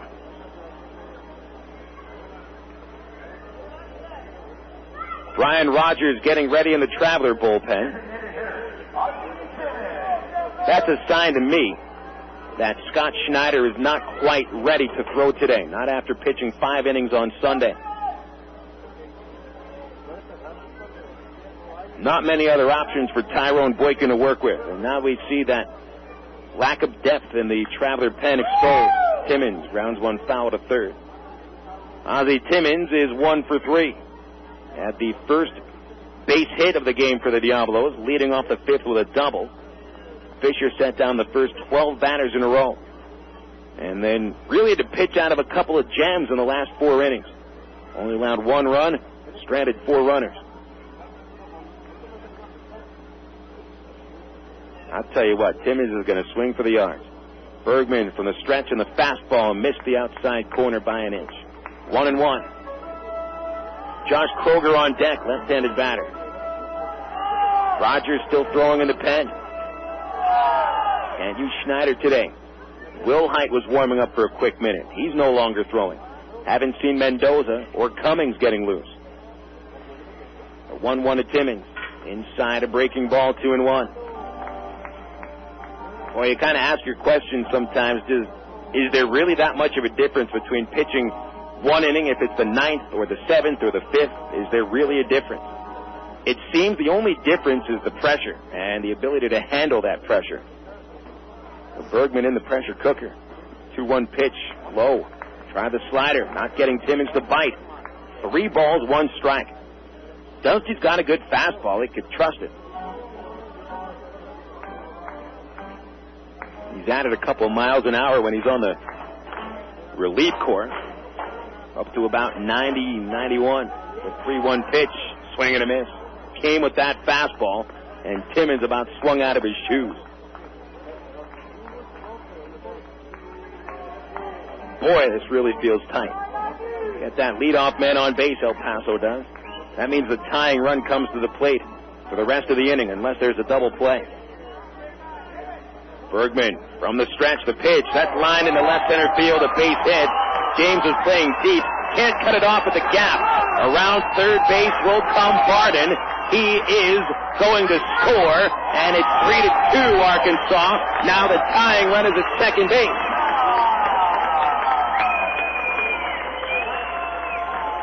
Two batters into the 9th inning, the Diablos have done just as much as they did against Rich Fisher. 1 run. Travs are painted into a corner. Their closer is down. Other pitchers are still tired from Sunday and Saturday's doubleheader, and Tyrone Boykin has virtually no room to work with.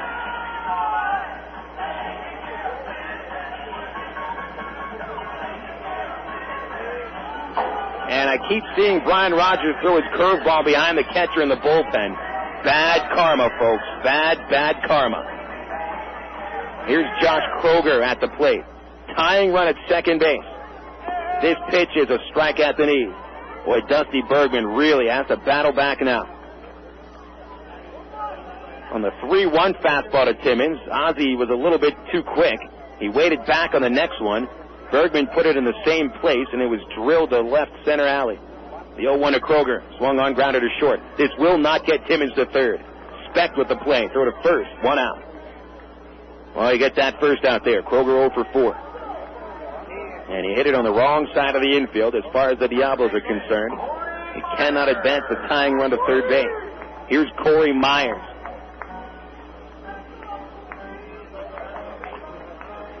Myers 0 for 3 today. He has not been an RBI machine lately. Only 3 runs batted in 16 games. Right-handed bat with that wide-open stance. Travs have had their way with him today. Bergman throws the first pitch, and it's swung on and missed. It's in the dirt, but Mathis blocked it, and Timmons holds at second.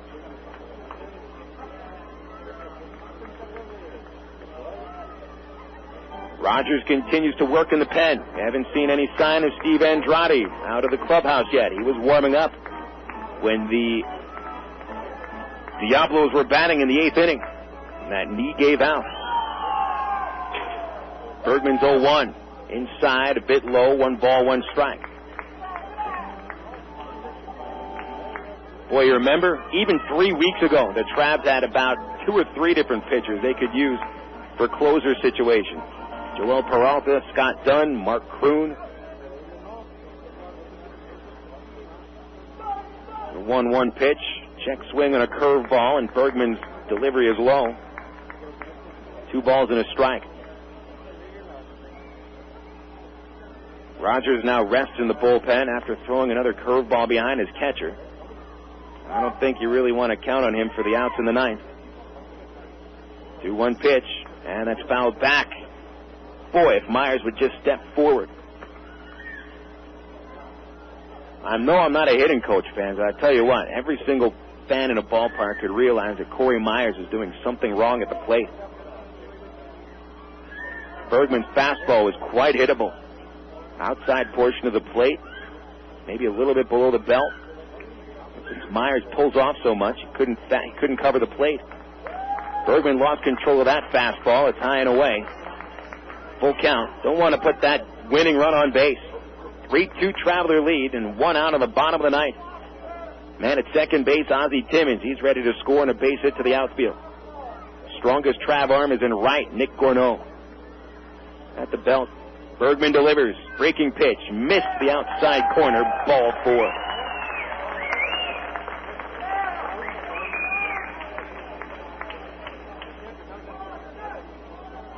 Dusty has put 3 of 4 batters on base here in the ninth. The tying run is in scoring position. The winning run is at first. Jaime Jones now the batter. And here goes Keith Comstock out to the mound.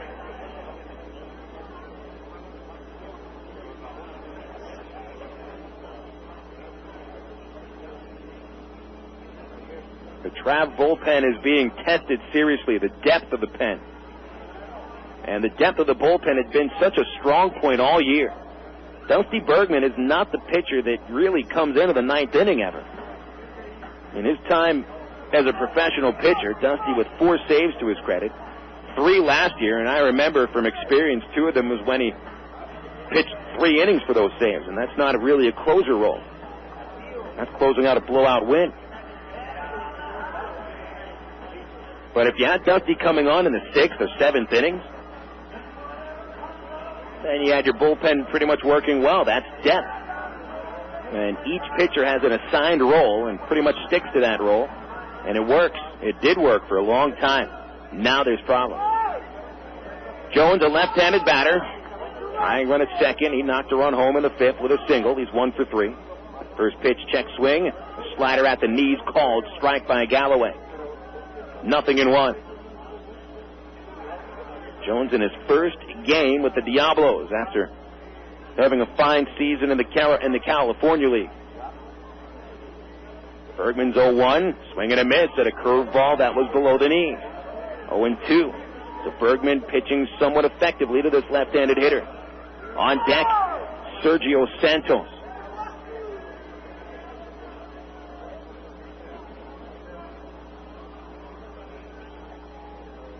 Dusty has his sign. He's got Jones in the hole, 0-2. Mathis sets up outside. The breaking pitch is outside. Close one for Jones to take. Wow.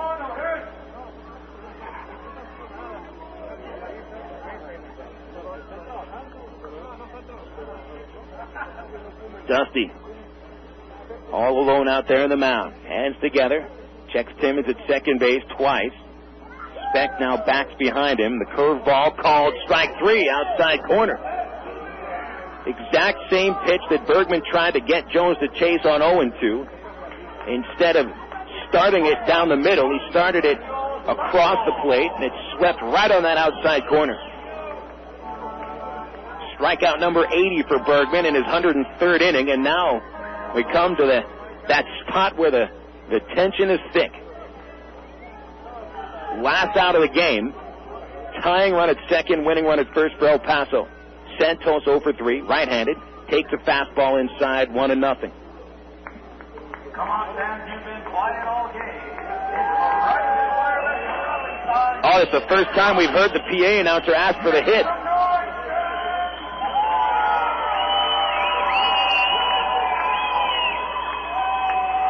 Bergman has a visit to the mound by Mathis and shortstop Brian Speck.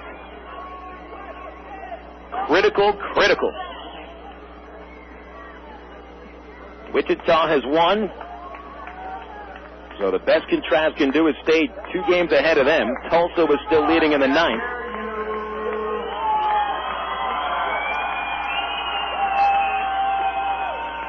One and nothing count on Santos, and a fastball breaks on the inside corner, strike 1.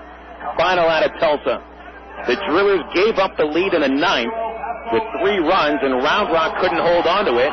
Tulsa wins 8-7, coming from behind the last frame.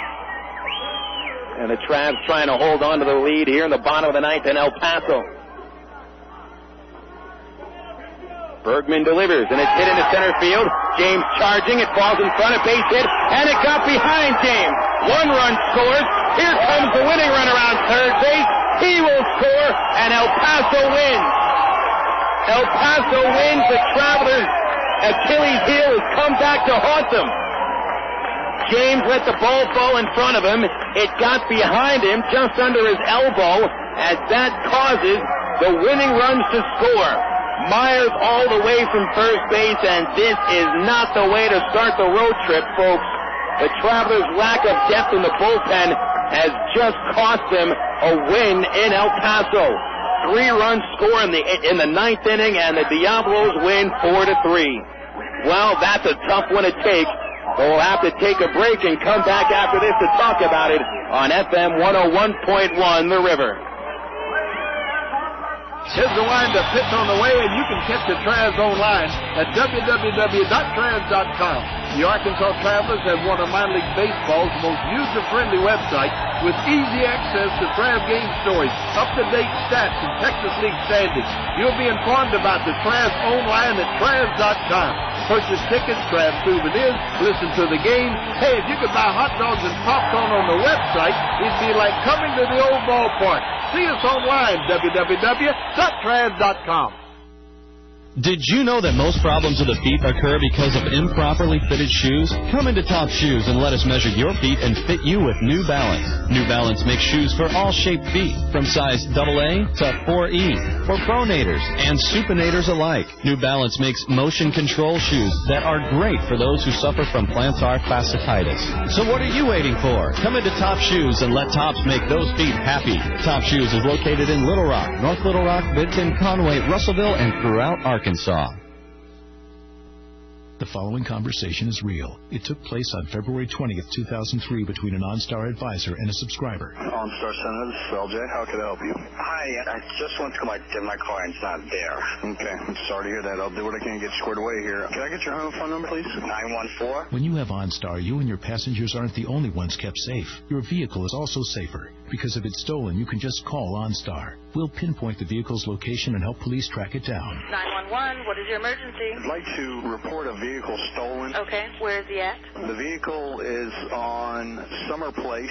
It is still moving. If you're already an OnStar subscriber, it's easy to maintain the safety and security you already enjoy for only $16.95 a month. Simply press the blue OnStar button and tell the advisor you'd like to renew. To learn more, visit OnStar.com. You found it? Yep, and we found 4 others. Good deal. Yeah, they got guys. They got a whole ring over there. Okay, I'm so glad. OnStar, always there, always ready.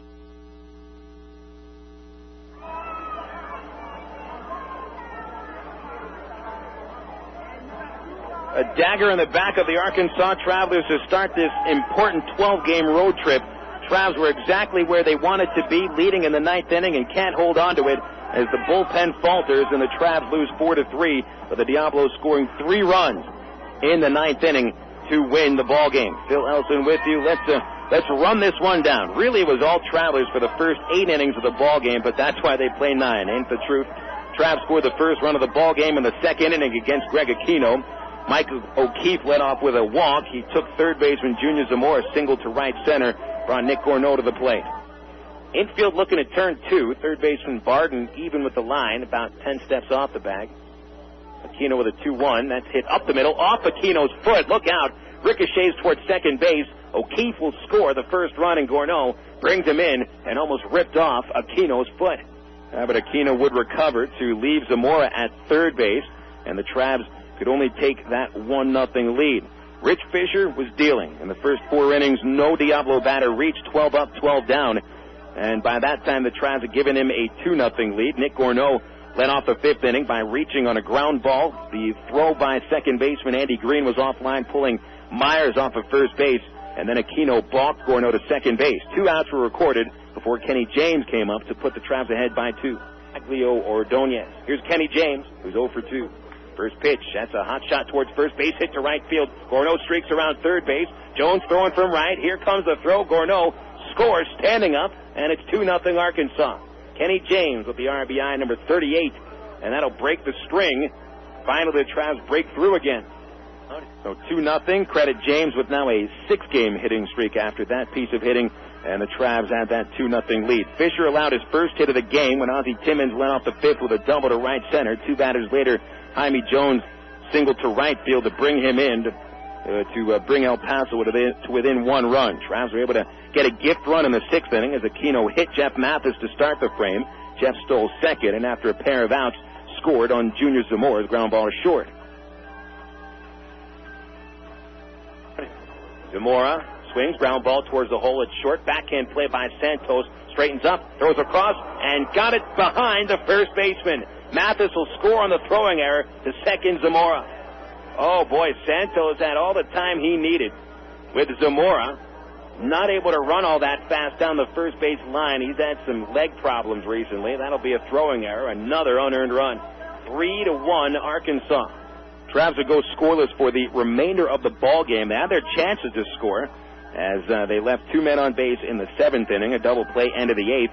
And then in the 9th inning, the Travs loaded the base with 1 out, but Jake Weber bounced into a 4-6-3 double play. And, you know, Dusty Bergman wasn't even supposed to come in and pitch the 9th inning. Steve Andrade had been getting ready in the 8th, but Steve had that left knee go out on him once again, and he was unable to pitch. He went into the Traveler clubhouse, was tended to by Jamie Welch, and when Jamie came out of the clubhouse, Steve was not with him, so the Travs had a few pitchers warming up in the bullpen as Tyrone Boykin and Keith Comstock had to figure out who they were going to use in that spot. Fisher was not going to come back out for the 9th after he had used his pitch count in 8 amazing innings, 4 hits and 1 run allowed. Too bad Fish gets the no decision. Bergman comes out for the 9th. Bad karma all the way around from the first pitch he threw. Brian Barden singled right up the middle, followed by an Ozzie Timmons double to left center field after Bergman had a 3-2 count on him. Timmons double scored Barden. The tying run at second base. Bergman did get an out when Josh Kroger grounded his shortstop, but Dusty walked Corey Myers, putting the winning run on base. He was able to strike out Jones on a backdoor breaking pitch, and then Sergio Santos came to the plate. Santos batting all of .205 in 25 games with the El Paso Diablos. Sergio Santos, who was 2 for 18 before this 9th inning at-bat, and Sergio Santos turns out to be the hero. And it's hit into center field. James charging. It falls in front of base hit, and it got behind James. 1 run scores. Here comes the winning run around third base. He will score, and El Paso wins. El Paso wins. The Travelers' Achilles heel has come back to haunt them. An absolutely awful way to lose this first game of the road trip as you have a team right where you want them, down by 2. Your closer goes down with an injury. Your bullpen doesn't have enough to pick up the rest of the pen. So the Travs lose this one 4-3. 3 runs, 7 hits, and an error for Arkansas. Diablos 4 runs, 7 hits, 2 errors.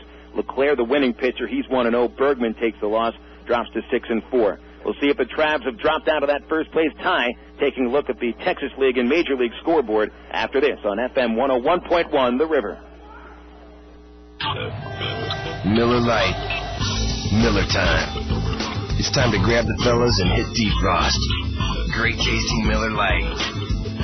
Time to melt cold shoulders. Time to pull your mojo out of the freezer and warm it up on the grill. It's time for a great tasting Miller Lite. Great tasting Miller Lite. At a place called Miller Time. Miller Lite, Miller Brewing Company, Milwaukee, Wisconsin. Live responsibly. Just because you're working in smaller acreage doesn't mean you have to skimp on comfort and reliability. So stop by Ag Pro at Highway 165 in England and take a look at John Deere's rugged new 5020 series tractors. Choose the 45 to 75 PTO horsepower straddle mount, isolated open operator station, or cab model that fits your needs.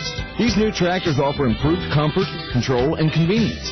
Test drive a new John Deere 5020 series tractor now at Ag Pro at Highway 165 in England. The Travs and Del Monte have stepped up to the plate to offer you a great seating alternative this season at Ray Winder Field. It's the Del Monte Harvest Foods Family Section. This special no smoking, no alcohol area has been set aside to make your family's ballpark experience even more enjoyable. So when you buy your Travs tickets, ask for the Del Monte Harvest Foods Family Section. Del Monte Vegetables, simple mealtime solutions that will have you saying, hey, I can do that. Look for Del Monte Vegetables at your local Harvest Foods. Harvest Foods, an Arkansas company serving Arkansans. Your home for Travelers Baseball. FM 101.1 The River, KDRE, North Little Rock, Little Rock.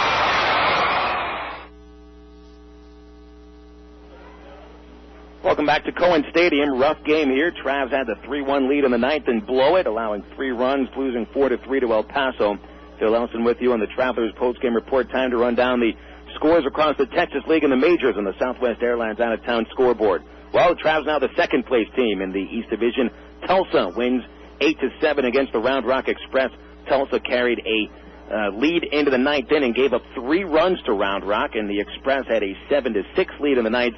That Round Rock bullpen couldn't hold a jar of flies if you gave it to them. They couldn't hold that lead and lose 8-7 to the Drillers as Tulsa takes over first place in the East Division by 1 game against Arkansas. Travs are now just a game ahead of Wichita for second place as the Wranglers beat San Antonio 4-2.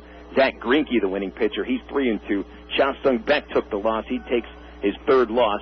And Jorge Vasquez saved it his 18th. Final out of Midland, the Rockhounds beat on the Frisco Rough Riders 11-2. Home runs for the Midland Rockhounds. Adam Morrissey, his 5th. Matt Allegri hit his 13th. Matt O'Brien, the winning pitcher. He's 6-1. Kyle Crowell pitched for his first save. All right, that's the Texas League. So the standings in the league will look like this tomorrow. San Antonio, the first-place team in the West, by 8 games ahead of Midland, 9 games ahead of El Paso. Tulsa, 1 game ahead of Arkansas, and 2 games ahead of Wichita. Travs are 1 game in front of the Wranglers for second place. This, by the way, is a 3-game losing streak for the Arkansas Travelers, and that's a bad time to lose 3 in a row. Well, now we'll go over to the major leagues and check out the scores in the National League in progress. Bottom 8, Cincinnati 2-0 lead at Arizona as Friel is at his first home run of the season for the Reds. Mets and Padres scoreless in the bottom of the 6th inning. Heilman and Peavy working good games so far. Also scoreless at Dodger Stadium as Livan Hernandez and Wilson Alvarez have each pitched 6 shutout innings. Braves at San Francisco. Atlanta leads 1-0. Shane Reynolds on the mound for the Atlanta Braves. Every other game in the majors are finals. We'll begin in the National League where the Pittsburgh Pirates had their way with the St. Louis Cardinals 14-0. 7 home runs by the Pirates. Reggie Sanders hit 2 homers in a 10-run 5th inning highlighted by 4 homers. Sanders hit 2 of them, including a grand slam. He's got 29 on the year. Jeff D'Amico goes the distance, a 3-hit shutout for his 8th win, and D'Amico also hit a home run. Bob McCowiak added 2 shots. Brian Giles hit a home run, so did Jason Kendall as the Pirates scored 2 touchdowns in a shutout of St. Louis. Cubs beat Houston today, 6-0 final score. Mark Pryor goes the distance, a 4-hit shutout, his 12th win of the season. Home runs for the Cubbies by Randall Simon and Aramis Ramirez as the Cubs leapfrog over Houston for first place in the NL Central by half a game. Cardinals will move to a game and a half behind Chicago and a full game behind Houston heading into tomorrow's action. Battle for the wild card still underway. Milwaukee beats up on Philadelphia 10-1. Sexton and Clark the homers. And Matt Kinney, the winning pitcher, he's 8-9. Randy Wolf took the loss, 12-8 his record. Phillies will stay half a game in front of Florida for the wild card spot as the Rockies beat the Marlins 9-3. Vance the winner, Redmond took the loss. Over in the American League, the final scores now: Yankees 8, Kansas City 7. Roger Clemens defeats Jimmy Gobble. Clemens 12-7. Gobble 2-2. Nick Johnson and Rivera hit home runs for the winning Yankees. They won their 6th consecutive. Baltimore beats Tampa Bay 9-5 as Gibbons and Bigby hit home runs. Damian Moss, the winning pitcher, he's 1-1. Boston couldn't hold a lead over Oakland. The Athletics beat the Red Sox 8-6. Tejada and Durazo hit home runs. And Corey Bradford won for the 7th time this season. Pyongyang Kim took the loss. That bullpen having trouble as well for the Red Sox. He's 5-4. Keith Folk, the ex-Shreveport captain, saved his 33rd. And now Boston is tied with the Athletics for the American League wild card spot. Final out of Cleveland, the Minnesota Twins beat the Indians 4-3. 3 Indian errors certainly helped out the Twins. Brad Radke, the winner. Brian Anderson took the loss. Guardano saved his 28th. Ryan Ludwig hit his 6th home run. Texas blanks Detroit 6-0. R.A. Dickey, the winner. He's 8-5. A-Rod hit his 36th home run. Mark Teixeira hit his 19th. Toronto 5-2 winners over Seattle. Vernon Wells hit his 30th home run of the year. Orlando Hudson hit his 7th. And the White Sox beat John Lackey and the Angels 5-3. Lackey drops to 8-12. Valentin, Everett, and Ordonez hit home runs for the winning White Sox as they'll pull to within a game of the Kansas City Royals in the American League Central. Well, you're up to date now in the Major Leagues and the Texas League thanks to the Southwest Airlines out-of-town scoreboard. Don't forget, you can always log on for low fares online, www.southwest.com. Back for a final word on this heartbreaking 4-3 loss to El Paso after this on FM 101.1 The River. Hey, what's up? This is Lala, and welcome to Coke FM, bringing you the hottest new sound. Gotta make it real compared to the real can't be bought, the soul, taught the soul. The boy tried to keep it, but he lost his soul. On the road to the riches, he lost control. About the eye of the needle, I was off control. If you stand for nothing, you're off for gold. In your actions, all is told. Gotta make it real compared to This is Lala at Coke FM, keeping it real with a full taste of Coca-Cola. It's toaster time anytime this month at Sonic, because Sonic offers their full menu all day. Choose from our chicken club toaster sandwich, our bacon cheddar burger toaster, or our 3 breakfast toaster sandwiches, made with egg, cheese, and your choice of sausage, bacon, or ham. All on thick, delicious Texas toast and made after you order it. So now when you drive into Sonic, you can get a toaster sandwich for breakfast, lunch, or dinner. Whatever you want, whenever you want. Only at Sonic.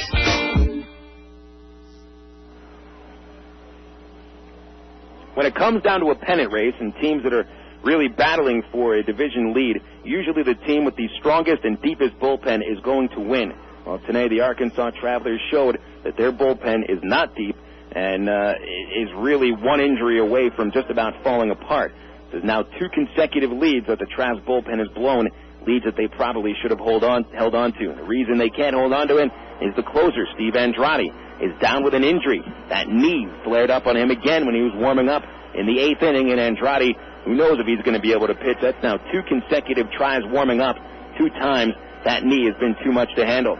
Dusty Bergman was not the closer. He came in the 9th and gave it up, allowed 3 runs on 3 hits, and took the loss, dropping to 6-4. By the way, that last play of the game in which Kenny James had the ball fall in front of him and got behind him, Kenny was charged with an error on that play, so the winning run of the game was scored as unearned. But you know what? The Travs got 2 gift runs in the ball game, so turnabout is a little bit of fair play, ain't it?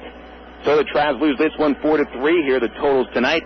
Travelers 3 runs, 7 hits, 1 error, 8 men left on. El Paso 4 runs, 7 hits, 2 errors, 5 men left on base. Winning pitcher is Eric LeClaire, faced all of 1 batter, got 2 outs on a double play. The losing pitcher, Dusty Bergman, his record 6-4. This game really, the thing to remember from this game is the Travs' lack of depth in the bullpen, but a terrific start by Rich Fisher, who unfortunately gets a no decision on one of his better starts of the year. Rich Fisher will be the BC Powder player of the game. BC Powder, the official pain reliever of the Arkansas Travelers, gets into your system fast and goes to work fast. For headaches, backaches, or muscle pain, nothing works faster than BC. Use as directed. Good line for Fisher. 8 innings, 4 hits, 1 run. It was earned, 1 walk, 5 strikeouts. Well, the bullpen can't hold that lead for you. You can't pick up the win, of course. So the Travs record in the second half will drop to 33-26. Overall record 66-63. El Paso to 26-33. They have now won 2 games in a row after dropping 8 straight. The Travs have lost 3 games in a row, and this one is going to be tough to come back from. Big game tomorrow as the Travs send Bobby Jenks to the mound with a 7-1 record. Matt Henry will pitch for El Paso, record of 4-6. And another question to answer tomorrow. These Travelers need another pitcher. I said this on Sunday. I'll say it again. We need another pitcher, a relief pitcher, preferably somebody that can get a batter out in the 9th inning, because right now the Travelers don't have a pitcher that can come into the 9th consistently and get these outs. Steve Andrade is the only man who has shown the ability to do that out of the bullpen that we have right now. He is injured. Angels need to help the Travelers if it's possible, and that's a big if, because as I mentioned earlier, every single team in the Angels minor league system is either in the playoffs or battling for a playoff spot, so there's not many pitchers available. So we'll see if that question can be answered tomorrow. So again, that first pitch tomorrow will be thrown at 7 o'clock Little Rock time. We'll have our ITT Tech pregame show at 6:40 here in your home for Traveler Baseball and Unforgettable Favorites, FM 101.1 The River. That's it from Cohen Stadium in El Paso. Big thanks for you tuning in, and also a thanks to Cole Cothran at the studios for pushing the right buttons at the right time. Phil Elson with you saying so long from Cohen Stadium in El Paso, where the Diablos rally for 3 runs in the ninth and beat the Travelers 4-3. Folks, don't forget, even when the bullpen is struggling, it's still just a game. And we'll be talking baseball again tomorrow night. Arkansas Travelers Baseball has been brought to you by Miller Lite, Sonic Drive-In, BC Powder, Coca-Cola, the Arkansas Prostate Cancer Foundation, and ITT Technical Institute.